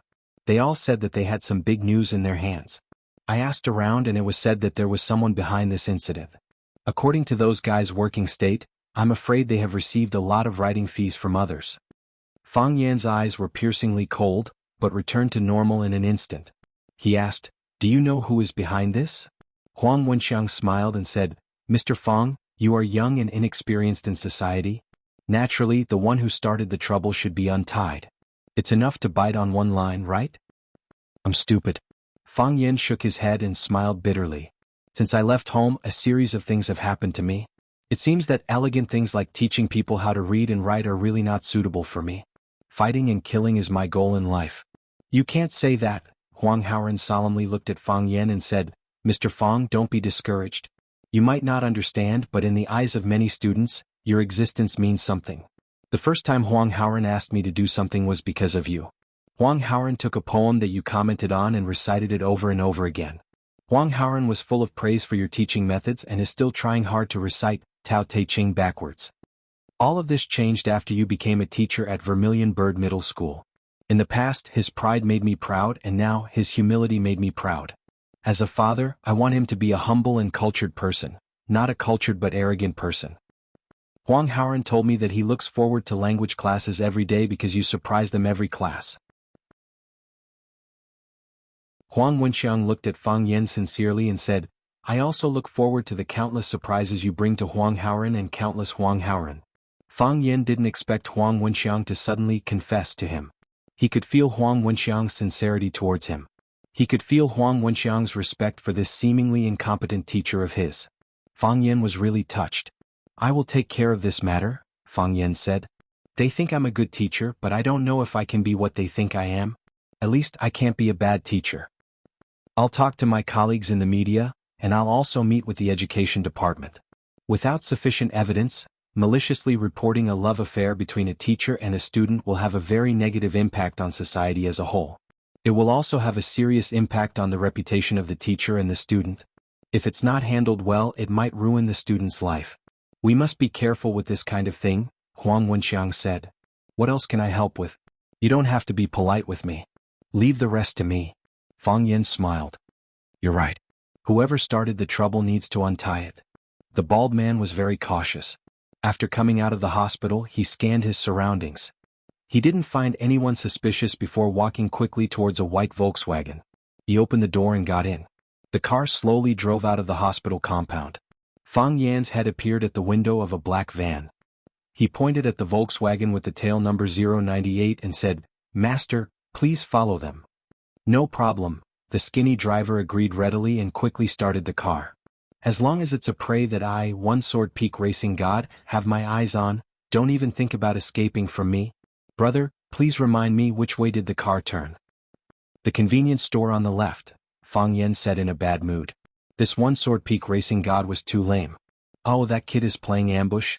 Oh, he's going to buy cigarettes." One Sword Peak Racing God reached for the cigarette box and threw it back. He laughed and said, "I almost forgot, little brother, you don't smoke. Smoke by yourself." "Don't worry about me," Fang Yan said. "That won't do."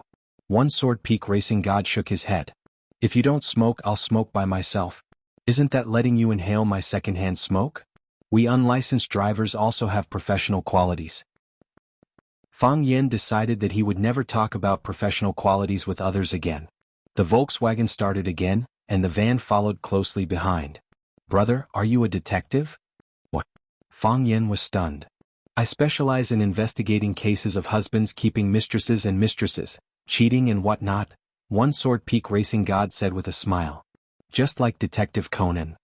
Detective Conan also investigates cheating? I think so. One Sword Peak Racing God was not very sure. You do this kind of job. Sounds very mysterious. You actually guessed it. Fang Yen admitted it. The reason he admitted was because he did not want One Sword Peak Racing God to ask more questions. He pointed to the Volkswagen owner in front and said, "That guy's mistress hired me to find out if he went back to have dinner with his wife tonight. Are you really a detective? Are you still hiring? It depends on your performance. Just watch." One Sword Peak Racing God stepped on the gas, and the van rushed toward the Volkswagen. Slow down and be careful," Fang Yen quickly reminded. The van stopped in front of a nightclub called Yulong. Fang Yen looked at the rows of white thighs in front of the nightclub and frowned again. He was not familiar with this kind of place. "Do you need help?" One Sword Peak Racing God asked. "Not for the time being." Fang Yen paid the rest of the fare and said, "Leave a business card and wait for the interview notice." Good. I'm on call." One Sword Peak Racing God was very excited. "You don't know, but I admire Detective Conan." Bang! Fang Yen had already opened the door of the van and strode toward the entrance of Yulong nightclub. When he was about to reach the door, he put the phone in his hand to his ear and said loudly, "Mr. Wang, I'm going up. You drink first, don't wait for me. I understand we won't go back until we are drunk tonight." When the manager saw the guests, she quickly came to greet them. Fang Yen waved his hand at her, and she immediately retreated. It seemed that this was a regular customer of Yulong nightclub, and a friend had already booked a private room. The bald man was waiting for the elevator, accompanied by a girl in a red cheongsam. The two seemed to be very familiar with each other. The bald man made some touching gestures and the girl just pushed him away, but she was not angry. Fang Yen put the phone in his pocket, walked behind the bald man, patted him on the shoulder and shouted, "Brother Bald." The bald man turned around and saw Fang Yen standing behind him with a face full of horror. When he opened his mouth to speak, he found that his shoulder was in pain. The pain was so painful that he could not speak and could not breathe smoothly. In the blink of an eye, there were dense beads of sweat on his forehead. Fang Yen used the golden bell mysterious finger to press the Mingmen point on the bald man's shoulder and said with a smile, "Brother Bald, are you also looking for Brother Wolf? Brother Wolf called me and asked me to come here to see him." The woman in the cheongsam saw the handsome Fang Yen, and her eyes immediately became bright. She asked with a smile, "This handsome guy is unfamiliar? First time here? Do you know Brother Da?" "Yes. The bald man and I have been good brothers for many years," Fang Yen said with a smile. The woman pinched the bald man's arm and said, "Brother Bald is really not good enough. He has such a handsome friend and he did not bring him to play." "He is afraid that you will play me bad," Fang Yen said with a shy smile. "How can that be? What kind of people does Brother Bald think we are?" The girl said coquettishly, "We will treat you well." The elevator arrived and the girl rushed into the elevator and directly pressed the number 3. Fang Yen knew that his guess was right. Brother Wolf was in the Yulong nightclub and the room they were in should be on the 3rd floor. The bald man only felt that his body was weak, and he did not even have the strength to walk. He wanted to sit on the ground, but Fang Yan's hand lightly rested on his shoulder, as if it was his life. His body was completely out of his control. When he was in pain, his old lover was flirting with Fang Yen, which made his body even more uncomfortable. "Bitch, see how I will deal with you later," the bald man cursed in his heart. The elevator stopped on the 3rd floor, and the cheongsam girl led the way. The music was loud, and rows of long-legged girls were led by the manager in black uniforms to different rooms. Only when they were ordered by a customer would they end this necessary but humiliating tour. Although Fang Yen had been holding the bald man's shoulder, it did not attract other people's attention. There were many people in the nightclub who called each other brothers, so this kind of behavior was really nothing. Boom! The cheongsam girl opened the door of room 308, turned to Fang Yen and the bald man and said, "Brother Wolf is inside, you can go in." "Thank you," Fang Yen said gratefully. "You are more polite than them." The girl winked at Fang Yen and said, "Brother Bald has never said thank you to me. That is because Brother Bald feels closer to you." As Fang Yen spoke, he had already walked into the room with Brother Bald in his arms. Brother Wolf was hugging 2 women and singing, and he did not feel the danger.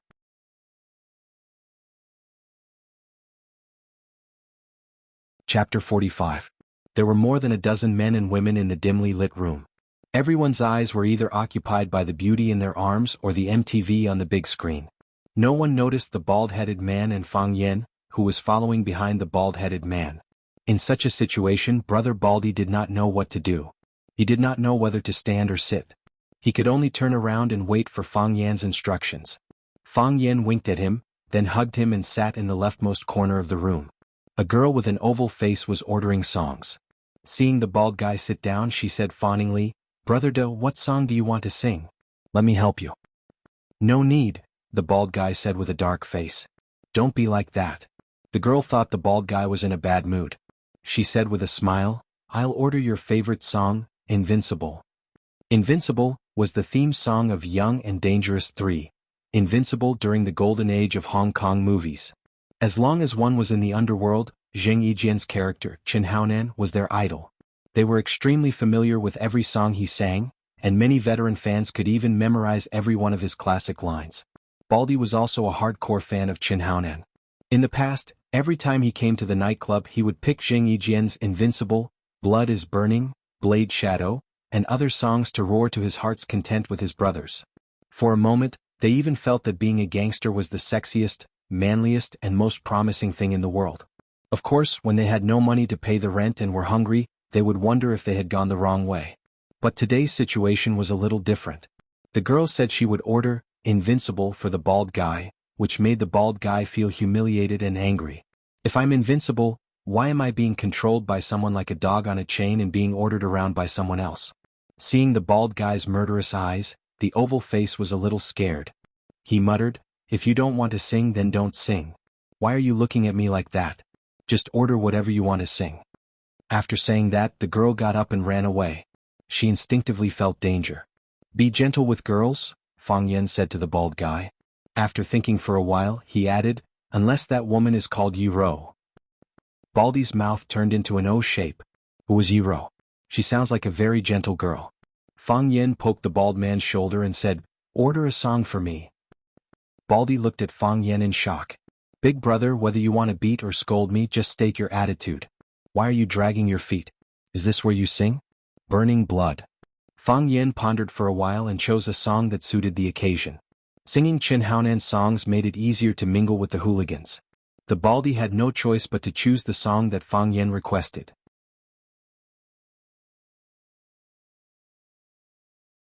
Brother Wolf's song, "Why Can't People in Love Be Together?" came to an end and one warm applause from everyone in the private room.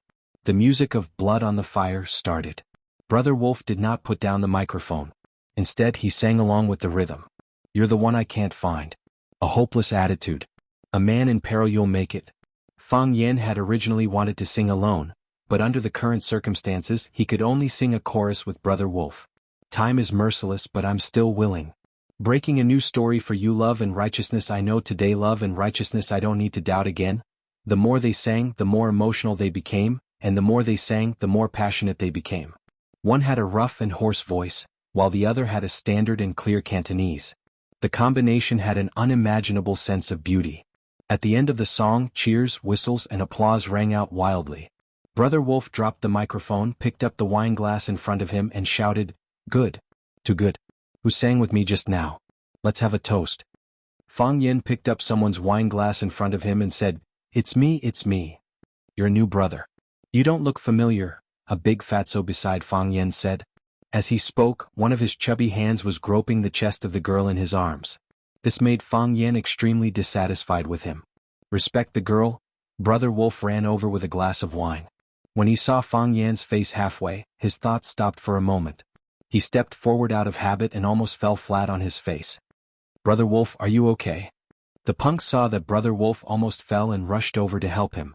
Brother Wolf stared at Fang Yan fiercely and shouted, "Fang Yan, it's me." Fang Yan waved happily. Baldy looked at Fang Yan as if he was looking at an idiot. What was this guy trying to do? The punks standing beside Brother Wolf were also stunned. When did the enemy break into their team? "Why are you here?" Brother Wolf stared fiercely at Baldy, who was sitting next to Fang Yan, and asked fiercely. Fang Yan pointed to Baldy and said, "Brother Baldy brought me here. We went to the hospital together to see Blondie.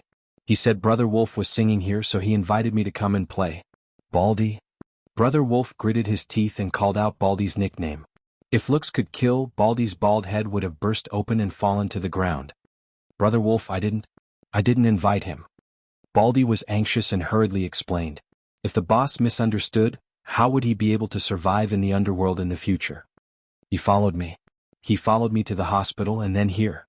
I didn't say Brother Wolf was singing here and I didn't invite him. It doesn't matter how you came. Fang Yen waved his hand generously and said, the key is that we hit it off. Come, Brother Wolf, let me give you a toast to the song Blood is Burning. 1,000 songs are not enough when we meet. Let's sing a few more in a while. From tonight onwards, all the previous grievances will be written off. As soon as Fang Yen lifted his foot, Brother Wolf hurriedly stepped back. He stared at Fang Yen cautiously and said, Fang Yen, I'm warning you, don't mess around, or I'll call the police. Call the police? Fang Yen was so angry that his balls were cramping. Your father is a gangster, okay? You're AF*King gangster, okay? You're black and the police are white. Black and white are incompatible. Your enemies? How can you call the police? In a society governed by law, do you still have professional ethics? Seeing Fang Yan's expression change instantly, Brother Wolf became even more cautious. He stood in the middle of a group of gangsters and shouted, Fang Yan, get out quickly. You're not welcome here. I'm not leaving, Fang Yan said. I won't leave even if you hit me. Unless you tell me that our previous grievances are written off. Fang Yan had come to look for Brother Wolf to solve the problem. The problem had not been solved. Everyone had not shook hands, drank a glass of wine together, smashed the glass and hugged each other. You punch my chest and call me an Iron Man. I punch you and call you a good brother. Then, you punch my stomach and call me a life for a life from now on. I kick your crotch and call you a mother*****. Brother Wolf was about to cry. Only an idiot would hit you. You're a human trap. Do you think we don't know that? Brother Wolf, who is this kid? Brothers *****ck this guy up. Coming to our Master C's place to behave atrociously. I think you don't want to see the sun tomorrow? Brother Wolf, let's call the police. In the private room, there were a few people who saw Fang Yen for the first time. Therefore they did not know how good he was and were prepared to report his name to scare him away or ask their brothers to beat him up. However, the men brought by Brother Wolf who had dealt with Fang Yen before were all in favor of the suggestion of calling the police. If he was not heartbroken, who would step on his dignity? You guys sing, Fang Yen said casually. He waved to Brother Wolf and said, Brother Wolf, come here. Let's have a good talk. Brother Wolf did not move. He was afraid that he would fall into the wolf's mouth again. Fang Yen sneered and said sarcastically, What? The famous Brother Wolf in Jianghu was so daring? I think you should change your nickname. Don't call me Brother Wolf in the future. Brother Mouse is more suitable. You're going too far. Brother Wolf was provoked and shouted with a red face, What do you want to talk about? Why do you want to frame me? Fang Yen asked. He had always been a very frank and straightforward man. I don't know what you're talking about, Brother Wolf denied. Let me give you a lesson, Fang Yen said. I was taken to a bar by my students to sing, and you made a move on my students on the dance floor. Was the first round your fault? As a teacher, of course, I can't watch my students be bullied by hooligans. Don't be angry, aren't you a hooligan? At that time, you were shouting that men are not hooligans and women are not crazy, right? I asked you to apologize but you didn't want to. Then you challenged me to a duel. I beat you up. You molested my female students and I beat you up. The second round, we're even, right? Brother Wolf did not read much, but he still felt that he had been fooled by Fang Yen. How could things be settled like this? 2 days ago, you brought some people to the gate of Rosefinch Secondary and waited for me. We had a good talk and shook hands. Although you don't deserve to be my friend, I thought that the past was written off. In the end, you did this to me. Why did you ask people to carry Blondie who was smeared with human blood to the gate of my school? Why did you ask those reporters to come? Do you want to ruin my reputation? Do you want to kick me out of school? Immature, Fang Yen said with a sigh. The way you deal with the problem is too immature. Think about it, if I lose my job, what will I do? A hooligan. If I become a hooligan and am no longer bound by school and moral standards, do you think you will have a good life? Brother Wolf was shocked. Listening to Fang Wei's analysis, it seemed that he had indeed made a very serious mistake. If the guy in front of him became a hooligan, wouldn't all hooligans have to turn over a new leaf?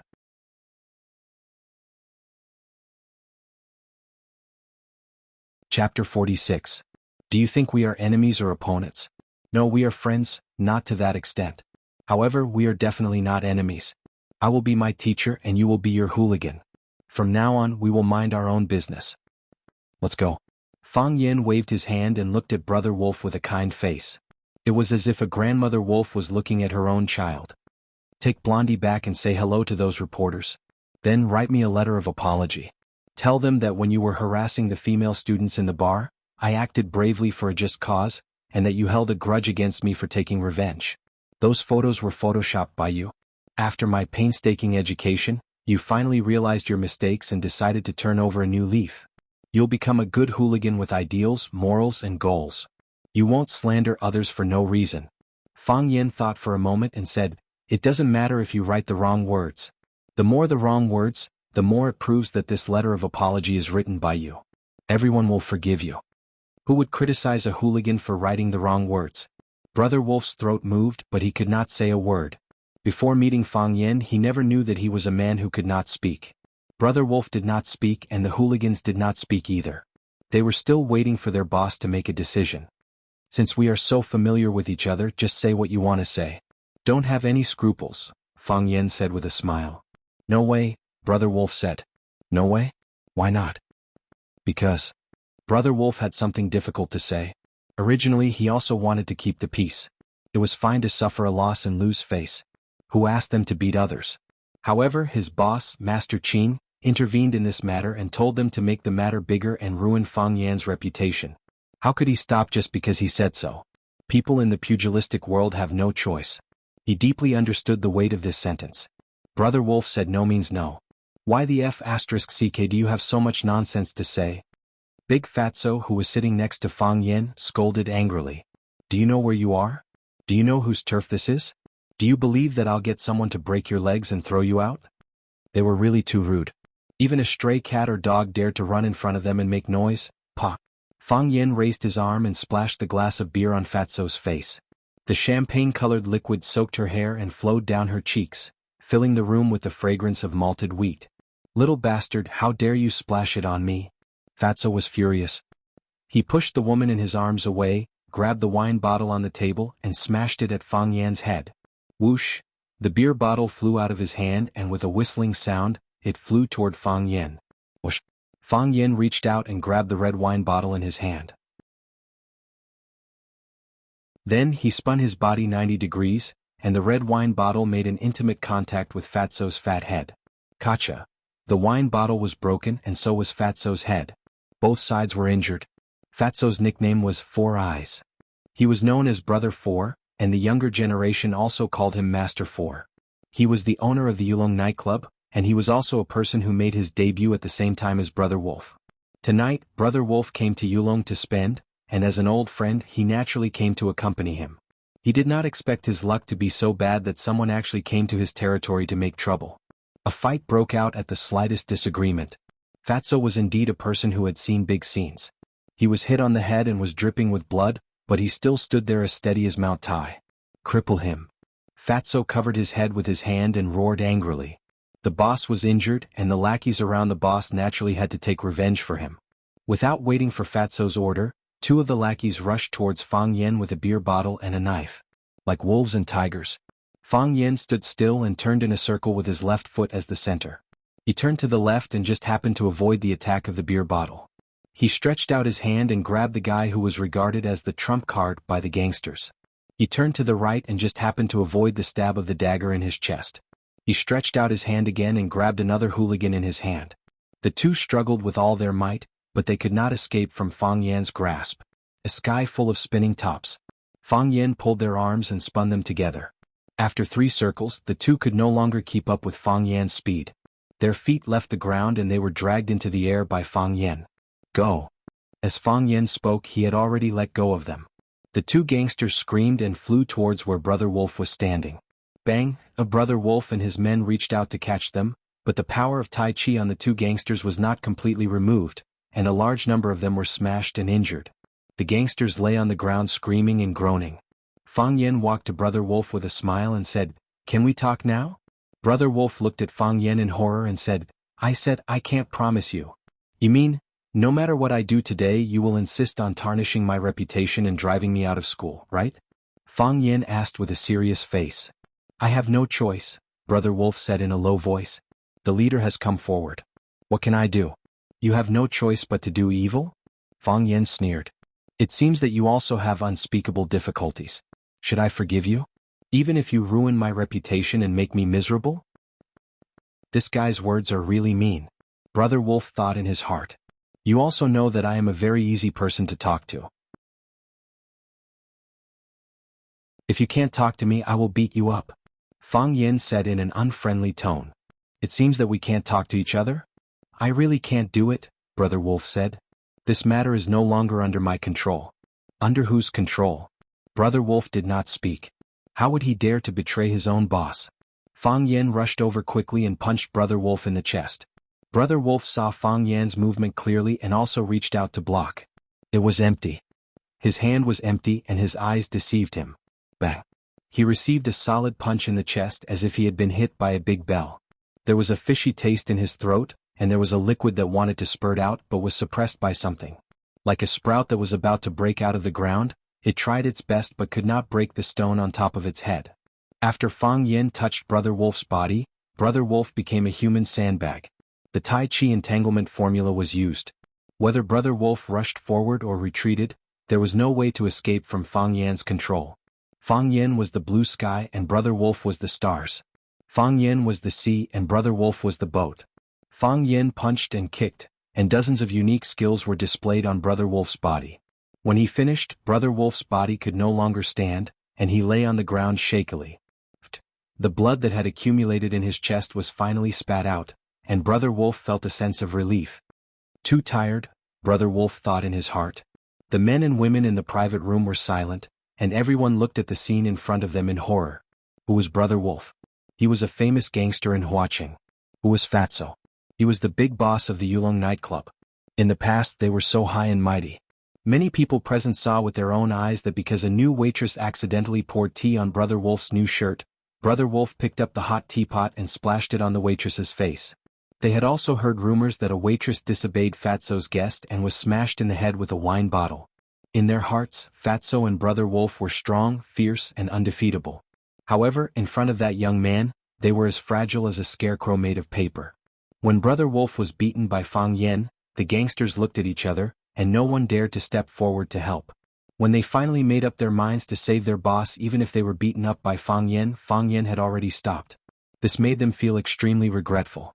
While they felt that they could not show their loyalty in front of their boss, they secretly breathed a sigh of relief. Fang Yin once again stepped on Brother Wolf's chest, just like the last time in the bar. I'm not here to negotiate with you, Fang Yin said coldly. I'm here to make a request. Remove those reporters and apologize to me publicly. It's not me who wants to mess with you. It's not me who wants to mess with you, Brother Wolf said with a sorry face, his mouth stained with blood. I'm just following orders. Don't you know who you offended? It's them who want to mess with you, it has nothing to do with me. Fang Yan's eyes were cold as he asked, Who is it? Beg me? Beg me? Brother Wolf vomited blood, his face ferocious. I'll tell you if you kneel down and beg me. The pain brought out the courage in Brother Wolf's bones. He finally overcame his fear of Fang Yin and roared. I've never kneeled, Fang Yin refused. Then don't even think about knowing the answer. Fang Yin, you don't know who you offended. You're dead. You're definitely dead. Fang Yin shook his head gently, squatted down and looked at Brother Wolf who was lying on the ground and said, If I were you, I wouldn't provoke the person who can decide your fate at this time. Bang. Fang Yin punched Brother Wolf's left eye. Bang. Fang Yin punched Brother Wolf's right eye again. Bang. Bang. Bang. Fang Yan's countless punches landed on Sirius's eyes, eyebrows, nose and mouth. Stop. A cold voice came from behind. Move again and I'll kill you. Fang Yin turned around and saw Fatso holding a black pistol in his hand, aiming at his head. Fang Yin raised his hands and said, You can insult me but please don't hurt me. Put down the gun and talk.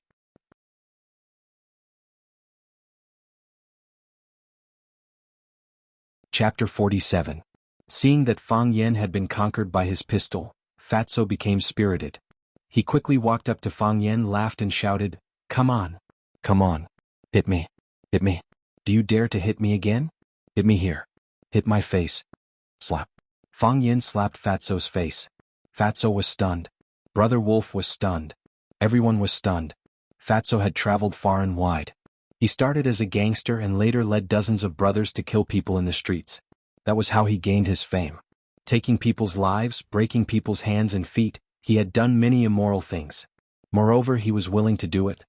He had encountered countless dangers in his life, but as long as he had a gun in his hand, he could find some bargaining chips or dignity. He had never been as embarrassed as he was today, even when he was pushed to the ground and his back was slashed more than a dozen times. Why did he really hit me? Mr. Fatty couldn't understand. What he meant by the sentence was, "Now that the gun is in my hand, if you dare to touch me, I will shoot you. I heard that you are a teacher. Why can't you understand human language?" Mr. Fatty was stunned at first, and then he became angry. He pointed the gun at Fang Yan's head and said fiercely, "Damn you, you want to die." The corner of Fang Yan's eyes glowed red. His originally soft hair suddenly became stiff and erect. He stared coldly at Fatso and said word by word, "There was a man who pointed a gun at my head, and then I disabled him." Fatso's heart could not help but tremble. Why did this guy suddenly become so murderous? Wasn't he a lowly person? Moreover, when Fatso looked at Fang Yan's eyes, the murderous intent in his heart would instantly disintegrate and then turn into timidity and fear. Compared to him, it was as if he was the killer and he was just a hand.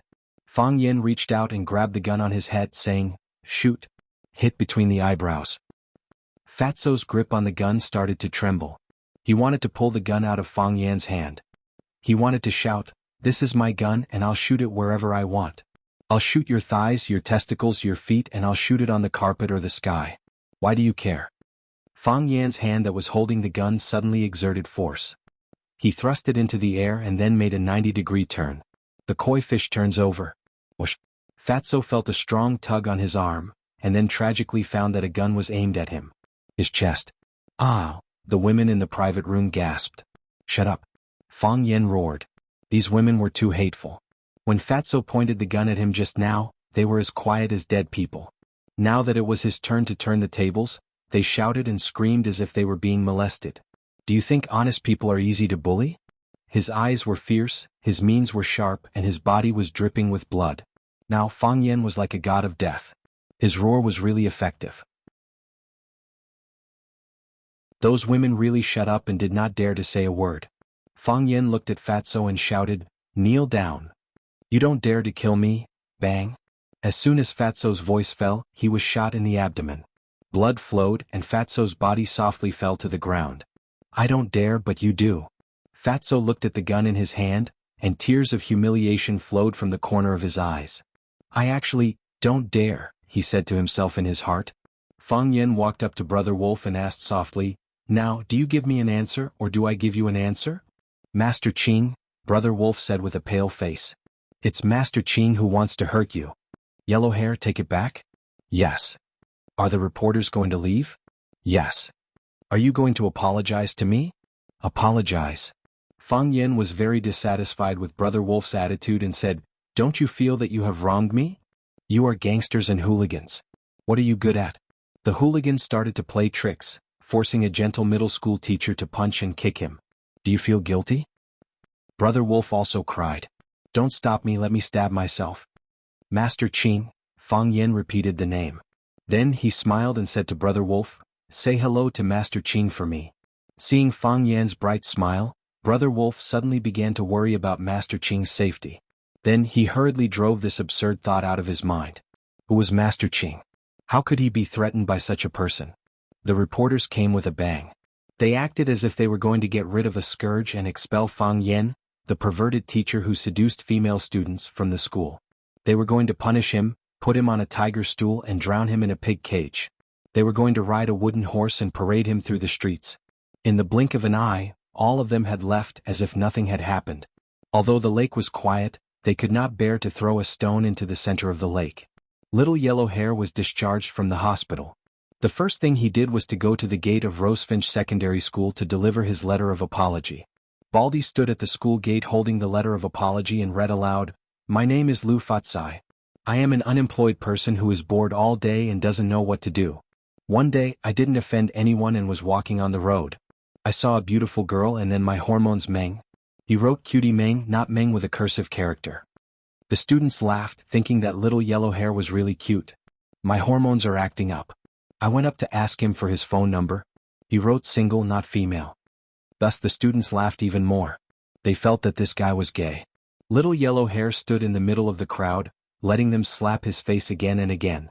His eyes were filled with tears, but he clenched his fists. He said in the wind and rain, "What's this pain? Wipe your tears, don't be afraid, at least we still have our dreams." He said in the wind and rain, "What's this pain? Wipe your tears, don't ask why." He was a man determined to become the king of hoodlums. He knew that the road ahead was bumpy and he had to endure the ridicule and humiliation of these students. But one day he would become the king of Huacheng. Yes, he would definitely be able to do it. Because his idol was One Piece. Because teacher Fang Yen stopped me from molesting female students, I held a grudge against him. I wanted to ruin his reputation and get him kicked out of the school. However, after going through teacher Fang Yan's teachings, I finally turned over a new leaf and came clean. Teacher Fang Yan, I was wrong. Teacher Fang Yan, you are a good teacher. Teacher Fang Yan, please forgive me. I'm a little lost lamb who is deeply crying. Repentance is written in pinyin. The students laughed again. After Baldi finished reciting, he sent the apology letter to Zhao Dahai of the security department. After Zhao Dahai received the apology letter, he sent it to Li Mingqiang. Li Mingqiang took the apology letter and looked at it from left to right, up and down. After a long time he sighed and said, "In ancient times, Liu Bei invited Zhuge Liang 3 times. Today we invited Fang Yan 3 times. We didn't manage to invite him 3 times." Because of Baldi's act of reading a letter in front of the Vermilion Bird Gate, the news of Blondie apologizing to Fang Yan quickly spread throughout the school. "Did you hear? Teacher Fang Yan was wronged." "Yes. I heard that the hoodlum wanted to molest the students, but was stopped by teacher Fang Yan. That's why they ran to the school gate and made a ruckus. I heard that teacher Fang Yan even hit him. He's good looking and can even hit a hoodlum, so handsome." The happiest were the students of class 9. Their feelings towards Fang Yan were very complicated. After a short period of contact, they all knew that Fang Yan was a humorous and talented teacher. However, this teacher's ability was as outstanding as his ability to cause trouble. They liked him and wanted him to stay and teach. However, he was like a small boat in the sea, a firework in a storm, as if he could be overturned and extinguished at any time. Fortunately, he was able to avert danger every time. Fang Yan could feel the nostalgia and passion in everyone's eyes when they looked at him. This made him even more energetic and in high spirits when he lectured. The bell rang. Fang Yan didn't have the habit of dragging out the class. He threw the half piece of chalk in his hand into the chalk box and said with a smile, "School is over. However, when the students come to class tomorrow, it's best to bring your raincoats." "Teacher, is it going to rain tomorrow? Is it a prop for class?" "It must be." "Mr. Fang, what are we learning tomorrow?" Fang Yan smiled and didn't answer. He waved his hand and said, "Goodbye." Fang Yan sent the textbooks to the office, packed up and prepared to go home. When he walked to the school gate, he found 2 girls waiting for him anxiously.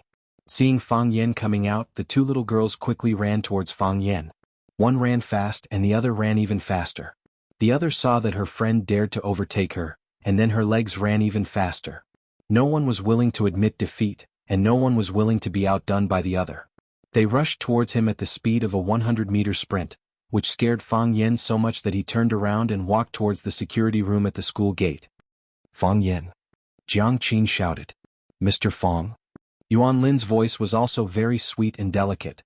Fang Yan had to stop and desperately gestured to the 2 girls, which meant that they would meet at the bus stop and not let people see that they were very familiar with each other.